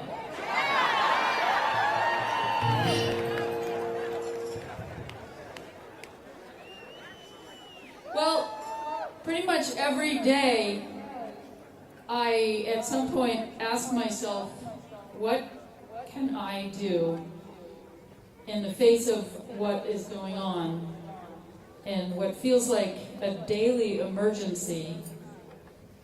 And sometimes I even ask other people, what are you doing? What are some ideas? And it always comes down to kindness. It comes down to micro acts. It comes down to a smile at someone that you don't know, extending a hand, helping to feed someone. Vermonters are very good at this. The other thing that we can do is sing. So I'm going to ask, some of you know this out there, and I have a wonderful choir here from the Montpelier Unitarian Church. We're going to sing a song called Stronger Than That, which I wrote many years ago in hopes that we would be looking back now and saying, well, that was great, and maybe it helped, but we still need it. So please join me. We are stronger than that. We are kinder than that. We are moving forward. We are not going back. We are stronger than that. We are kinder than that. Love is stronger than that. That's your part. When the storm is rolling in and our hopes start to fade, that's when we rise as one, our spirits like a blade. We are many, we are mighty, even when we are afraid, 'cause we are stronger than that. Here you go. We are stronger than that. We are kinder than that. We are moving forward. We are not going back. We are stronger than that. We are kinder than that. Love is stronger than that. We will not yield to hatred, to lies or to shame. Our power lives in courage, and our love, it is not tame. If the lights go out on justice, we will light a flame, 'cause we are stronger than that. We are stronger than that. We are kinder than that. We are moving forward. We are not going back. We are stronger than that. We are kinder than that. Love is stronger than that. You guys are beautiful out there. Oh my God. To everyone who's turned away, we open up our town. If fear can build a wall, love can tear it down. And we'll build a bigger table for all to gather around.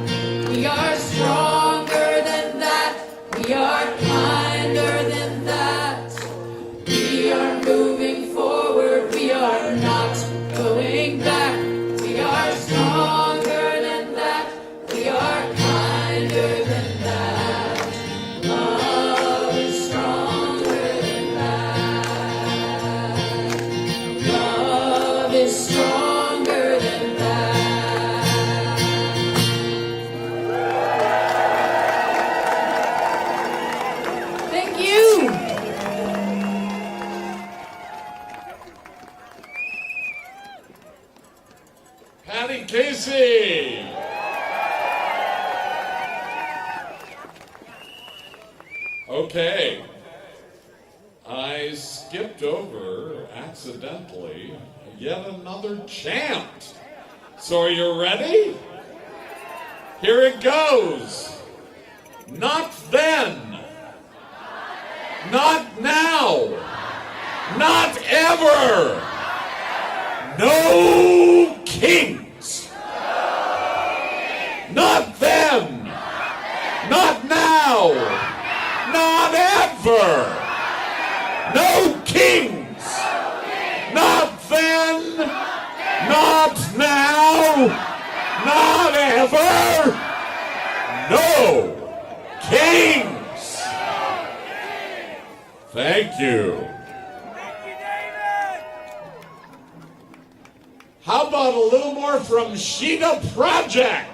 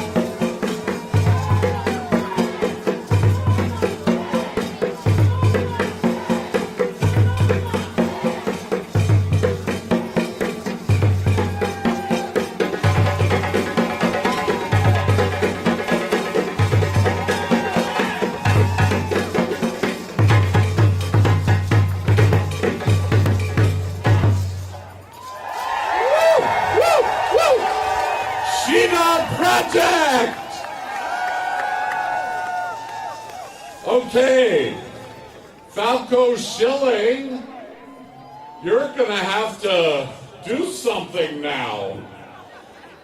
Falko, one of the big wigs in the State House for our dear old ACLU.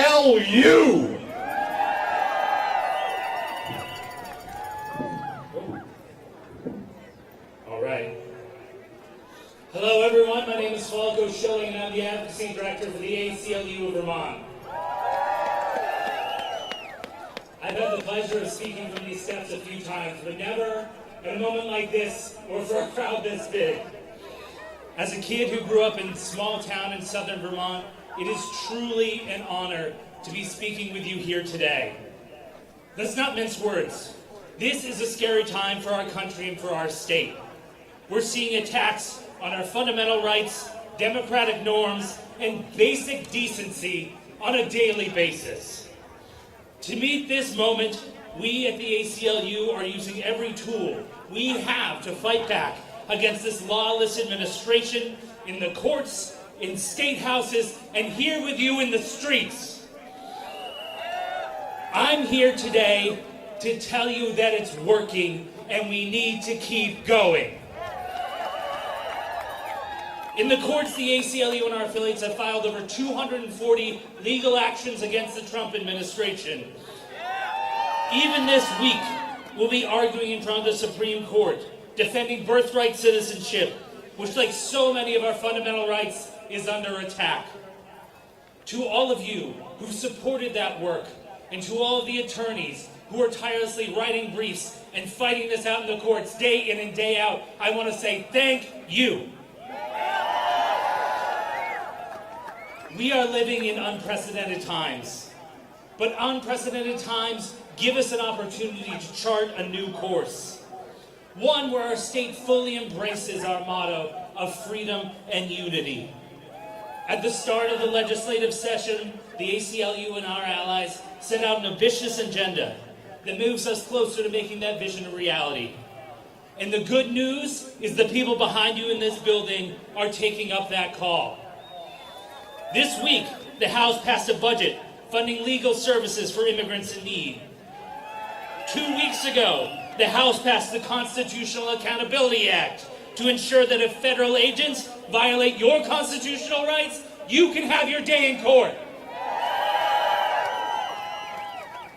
The Senate, not to be outdone, passed legislation prohibiting law enforcement, including local law enforcement, from using masks and other tools to conceal their identities. They passed bills to protect the most sensitive locations in our communities, such as schools and hospitals, from warrantless immigration enforcement arrests. On top of that, we've seen state leaders come together to find solutions to the threats to life-saving, gender-affirming care. Because of this work, I am confident the people of Vermont will still be able to access the care they need, regardless of the threats from Washington. This is amazing progress, and we need to celebrate it. At the same time, there's still more work that we need to do to strengthen our defenses against the federal government's attacks and build a firewall for freedom in these Green Mountains. We must do more to ensure that everyone here in Vermont can have their basic needs met and can fully participate in our society. We must do more because years of underfunding our state government, coupled with massive tax breaks for the wealthy and impending federal cuts, leaves us at a place where it's past time to call on the richest Vermonters to pay their fair share so that all Vermonters can have their basic needs met, like a roof over their heads, access to health care, and food on their plates. The fact is, the economy is not working for the vast majority of us, and it's time to change course. Some lawmakers are hesitant to take this step because for far too long, the wealthy have had their fingers on the scale of democracy. But there's more of us than there is of them, and in a democracy, every voice matters. This session is half over. The bills I spoke about are not laws. We need your help to ensure these policies are passed by the legislature, and just as importantly, signed by Governor Scott when they go across the parking lot to his desk.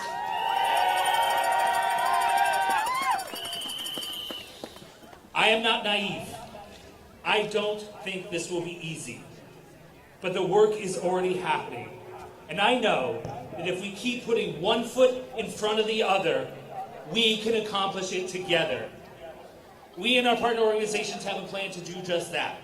If you haven't already, I hope you visit my friends Jordan and Jenna over the ACLU tent and take action, sign up for our email alerts, and help us get these important policies over the finish line. Together, we can make sure our state moves forward with policies that creates a society where we all can thrive.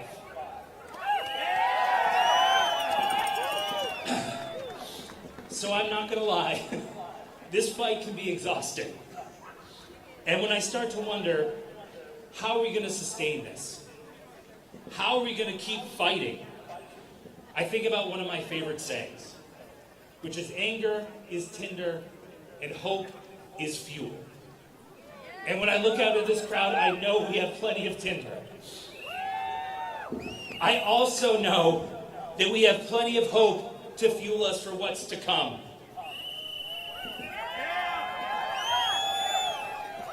Hopeless people don't sing, laugh, and make art in the face of oppression. Hopeless people don't show up and link arm in arm to defend their neighbors from the actions of an unjust government. Hopeless people don't gather by the thousands in cities, towns, villages across this state and across this country to fight for a better democracy. I draw hope from the work of the grassroots groups that brought us here today, and from folks like you who are showing up day in and day out and doing this over and over again. I draw hope from our commitment to one another, that when one of us needs to step back, someone else is going to step up. I draw hope from the fact that every single time we take to the streets, we are writing the next chapter in the fight for civil rights and civil liberties in this country. Together, we are doing the work to make Vermont a beacon of hope for the rest of the country. We know that our elected leaders can rise to this moment, but they need to know the people of Vermont have their back and will be supporting when the going gets tough. I know you're already doing this, so just keep it up. Don't ask permission. Just keep getting out there and causing good trouble, because it's working. The times may be dark, but gatherings like this, with people like you, who care so deeply about their communities and their country, is what will lead us to a better day. Thank you for the opportunity to speak to you today. It was truly an honor. Let's keep going. Thanks, Falko. We're in the home stretch here, so I want to acknowledge, in fact, the organizers of today's event, Vermont Public Interest Research Group, as the lead organization, VPIRG, along with Indivisible Calais, Indivisible Camel's Hump, Indivisible Mad River Public, as well as a handful of dedicated non-affiliated individuals, and all the musicians and actors. The actors we haven't mentioned: Kayla Becker, Ren Perchlick,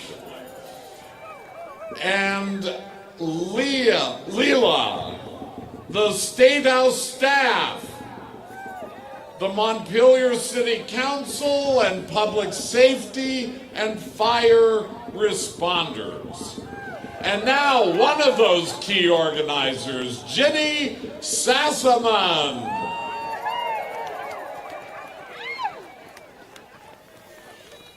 So I can read a room. I see everybody is cold that we've talked a lot and people need to move on. But I do have something that I think is really, really important to say. And that is, tomorrow, with No Kings 3 behind us, it is time for us to turn our attention to the midterms. We must all work to make sure that in November we have a blue tsunami. And it will take all of us, but it's worth it if we take back the House, which we're bound to take back the House. You know the House will start impeachment proceedings right away. And not just of Trump. Half the cabinet needs to be impeached too.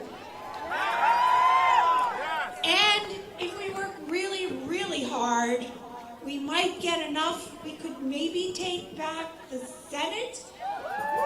Because we need not just to impeach, but we need the Senate to convict and remove as soon as possible. It's like everything is on fire right now. But the midterms really is at the top of our to-do list, because the sooner we get Trump out of there, the less damage will be done. And I want to bring in what is sort of the elephant in the room. Some of you here might be thinking, yeah, but Trump is going to steal the election. So do not give in to that fear. Trump does not have that power. Elections are run by states, not the federal government. Trump cannot steal the elections. He will try.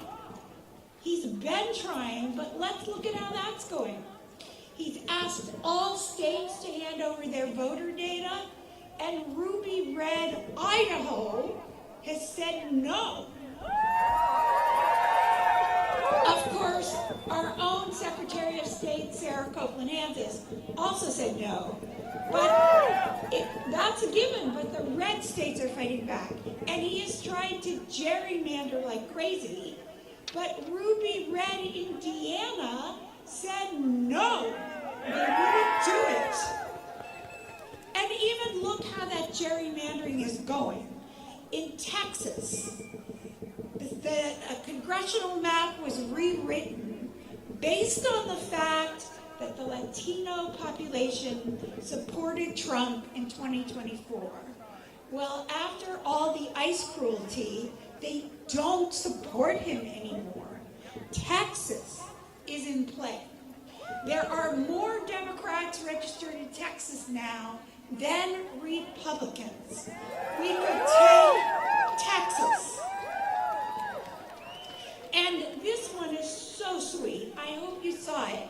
But earlier this week, there was a special election in Florida for the House district that represents Mar-a-Lago, and that went to a Democrat. Now, it's not as if the Democrats are everything we want them to be or have all the answers, but they are who we need right now. We need to get control over the situation, and then we can work to make it better. So in Mar-a-Lago, this is why you have to work. That seat was won by only 600 votes. So I want you all to visit the Indivisible tents, to visit the Lean Left tent. There is work that each one of you can do, no matter who you are.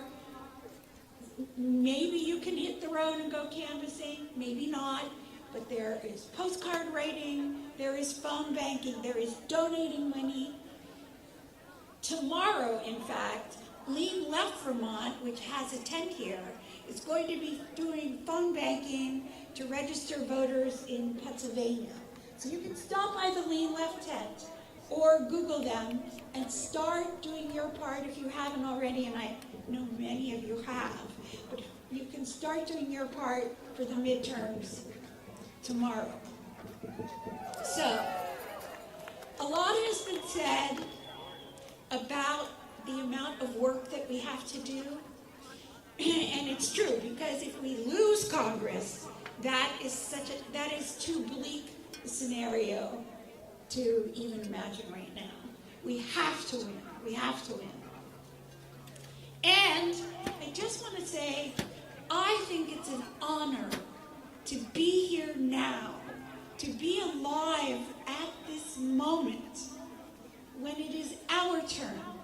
Generation after generation has had to step up and fight, and it's our turn.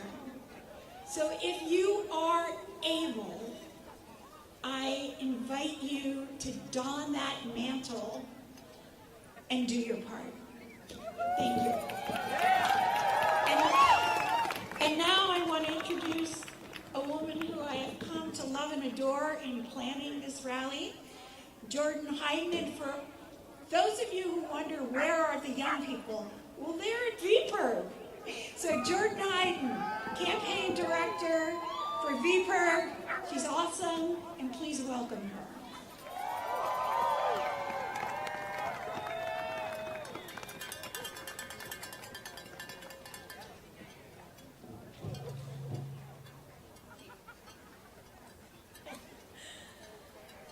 When I woke up this morning, it was with confidence that I would safely make it to this podium, to speak and connect with all of you, to stand firm in my belief that we can build something stronger and more beautiful than ever before. My reality is far different from the 100 Iranian children who lost their lives to a missile strike exactly 1 month ago today. I grieve the young lives taken at that girls' elementary school who will never be afforded an opportunity like this one. We now find ourselves in a war that we never asked for, forced to support senseless killings, destruction, and climate catastrophe with our own tax dollars. But as we have come to learn, Donald Trump's tentacles are ever-reaching. They can be felt in all parts of the world and all parts of these United States, even here in Vermont. Right now, there are legislators pushing policy in the Vermont State House who stand by Trump and his administration. For them, the fact that Donald Trump is apparently mentioned in the Epstein files 38,000 times is not a deal breaker. Shame. They can stomach the repeal of the EPA's endangerment finding, the killing of Renee Good and Alex Preddy, and the additional 32 ICE detention deaths that took place in 2025, the violent ICE raid on Dorset Street, and the ongoing effort to take down our democracy through the SAVE Act's massive attempt at voter suppression. Yes, there are those who work in the building behind me who are comfortable compromising our freedom, wrecking our environment, and threatening our future. And they will be back at work on Tuesday. But here is what I need you to know. The midterm elections are coming. And VPIRG will be putting on a statewide tour this spring and summer to make sure you're prepared to hit the polls. Last summer, we knocked on 80,000 doors to talk about the threats our country is facing. And you know what we learned all of those months ago? Our brave little state was fed up and desperate to fight back. And I have the best job in the world, getting to connect with thousands of Vermonters, fighting the good fight and keeping hope alive in these dark times. We are all here today because we want to take part in this resistance, to stand up to authoritarianism and protect our communities from greater harm. And we want to do it now.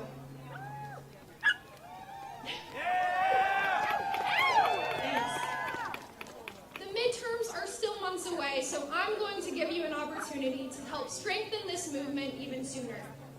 On every table and dispersed throughout the crowd, you'll find yellow action handouts. Please take one.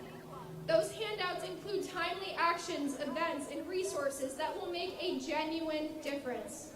Actions like urging your legislators to support immigration rights and pro-democracy legislation, and events like the Vermont Changemaker Summit, a full day of activist trainings and workshops. The action handout can also be found online at democracyvt.org/nokings. That's democracyvt.org/nokings. We need you now more than ever, and we need you beyond this rally. You've seen what's at stake and what we've already lost. But please believe me when I tell you that being here today makes a difference. Authoritarian power wants to push us into hiding. They want us to operate from the shadows with fear. But every time we go out and we get loud, we are taking part in this resistance. We are taking up space that they desperately want us to feel small. So please do not stop. So show up, stay loud, and remind them that they work for us. No kings in America, not here, not now, not ever. Thank you.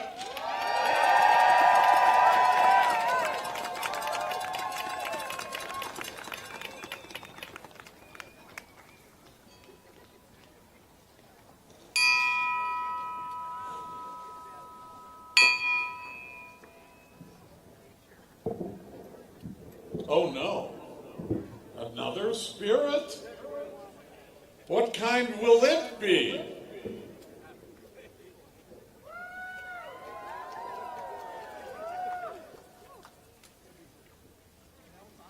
Citizen, take heart.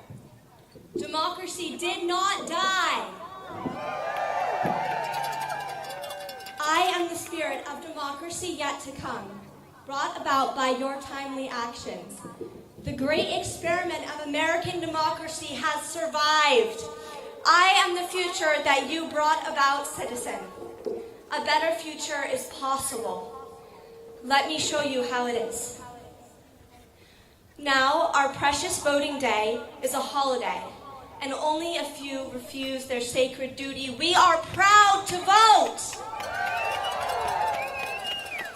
Now, only the most morally sound among us are elected leaders. Their mission is to do the public good, and only public funds are used to finance their campaigns. They cannot be bought nor bossed.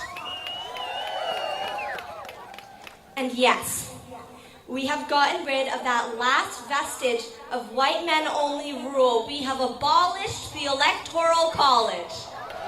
Whoa! In our democracy yet to come, every citizen is treasured for their unique qualities, and none are discriminated against. We spend much time forging community and kindness, for loving solidarity is the glue that holds our nation together. Our press is vibrant, but well-researched and just, holding our government to fair account. The wealthy, in gratitude for all the nation has bestowed upon them, gladly contribute fairly to the financing of our government. Well, we have closed all tax loopholes. There are no more billionaires. Whoa! This change has enabled health care for all living here, child care and free education for all to the highest degree granted in our land. We have managed to feed and house all in our nation in decent circumstances. We take care of our precious elders and children, for they are our history and our future. We treasure newcomers, for they revitalize our nation. We invite them into our community, help them find their purpose, and assist them to become citizens. We try our hardest to prevent any from becoming criminals, but those who violate our just laws are segregated for a time from the rest as we attempt to rehabilitate them. Fortunately, these are few.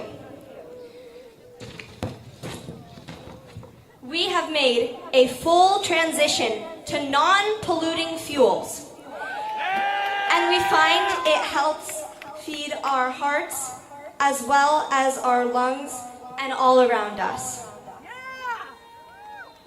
It provides all the energy we need.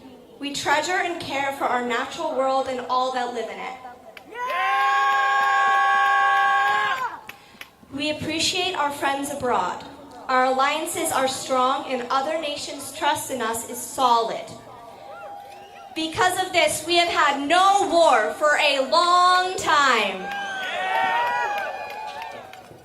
This is the society you have helped bring about, citizen. By insisting those who represent you do better. By using your First Amendment rights to demand your grievances be redressed. By taking seriously your role as citizen in this radical experiment where we rule ourselves.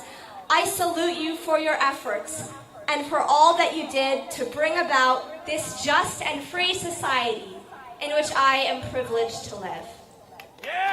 Thank you, citizen. Whoa! No, thank you, democracy yet to come. You've given me hope. You've taught me if we take action that is loving and kind, the power of the people could be stronger than the people in power.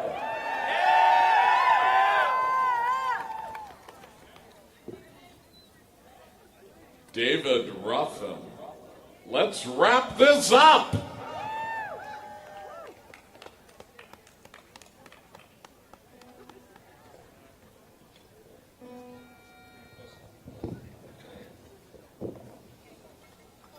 Okay, if you are still here, that says something about you.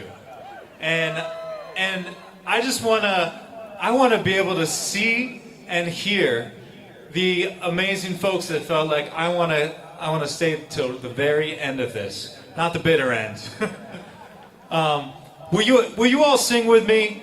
Can we end this in song? And can I ask you to come, if you've made it to this end, can we gather together and feel? Because there's something amazing when there's thousands, but we don't have to be thousands, right? To feel the energy.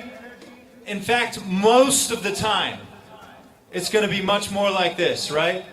Or even just our families in our homes, where we're trying to remember and do this differently. I'm really, really grateful to you all for coming forward. So, this song came to me while I was watching what was happening in Minneapolis.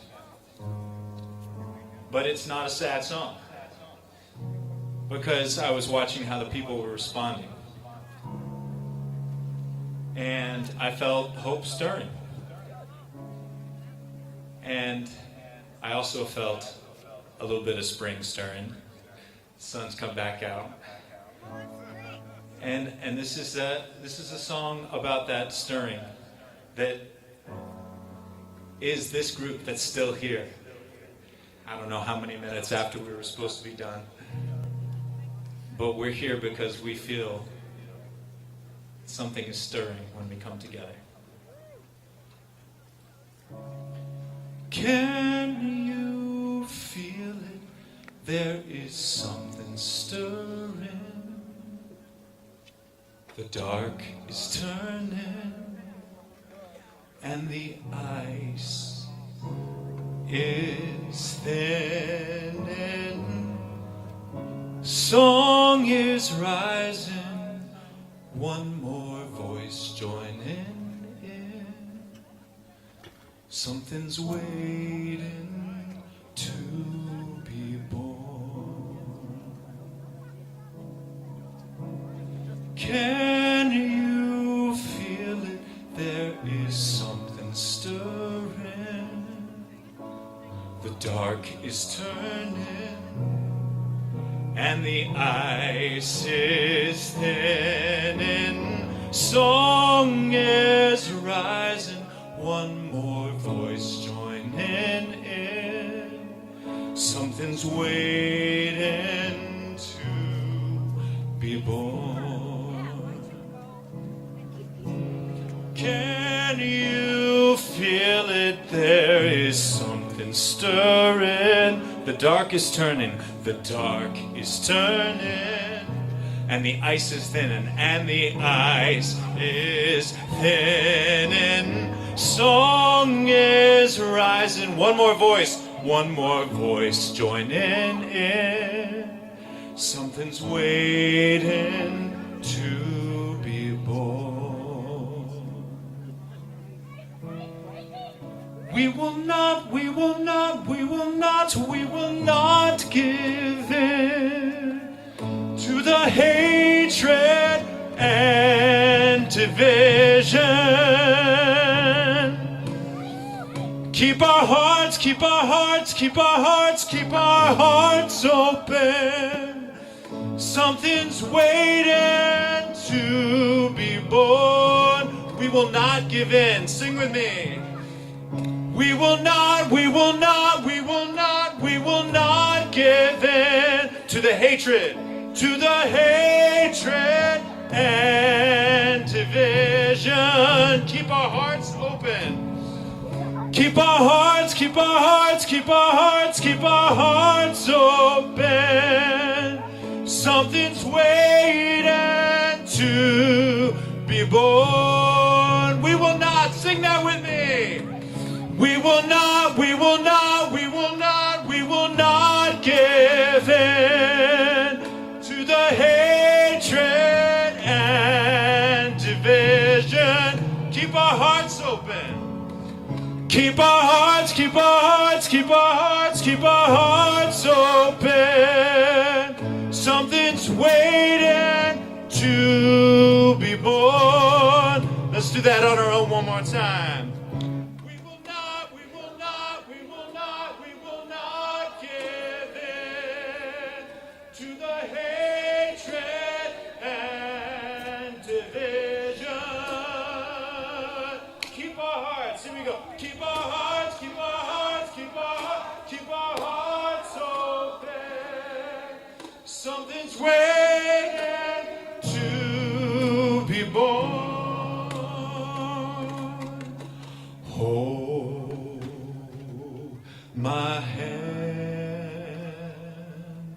Feel the hearts between us meeting. Here we stand. Something's waiting to be born. Hold my hand. Hold my hand. Feel the hearts between us. Feel the hearts between us meeting. Here we stand. Here we stand. Something's waiting to be born. Hold my hand. You might want to hold someone's hand. Hold my hand. Feel the hearts between us meeting. In this land,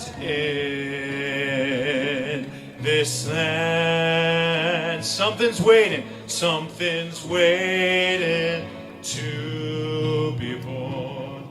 Hold my hand, here we go now. Hold my hand. Feel the hearts between us meeting. Yeah, in this land. In this land, something's waiting to be born. Hold my hand now. Hold my hand. Feel the hearts between us meeting.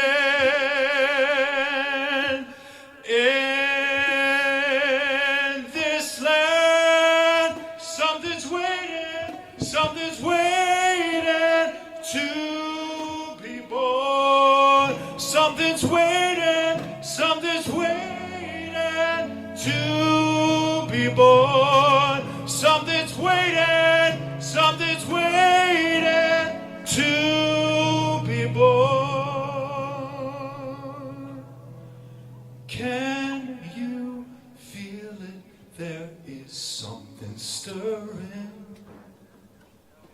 the light returning, and the ice is thinning.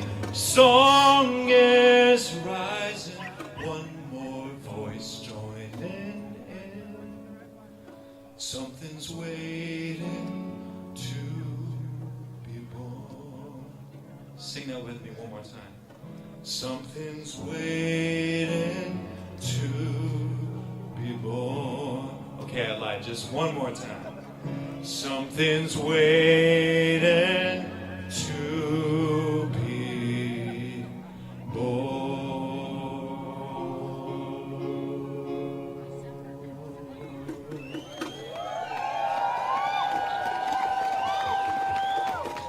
This is the seed, y'all. This is the seed. Thank you. Thank you, David. Thank you, singers. Thank you all. Go forth. Do good work.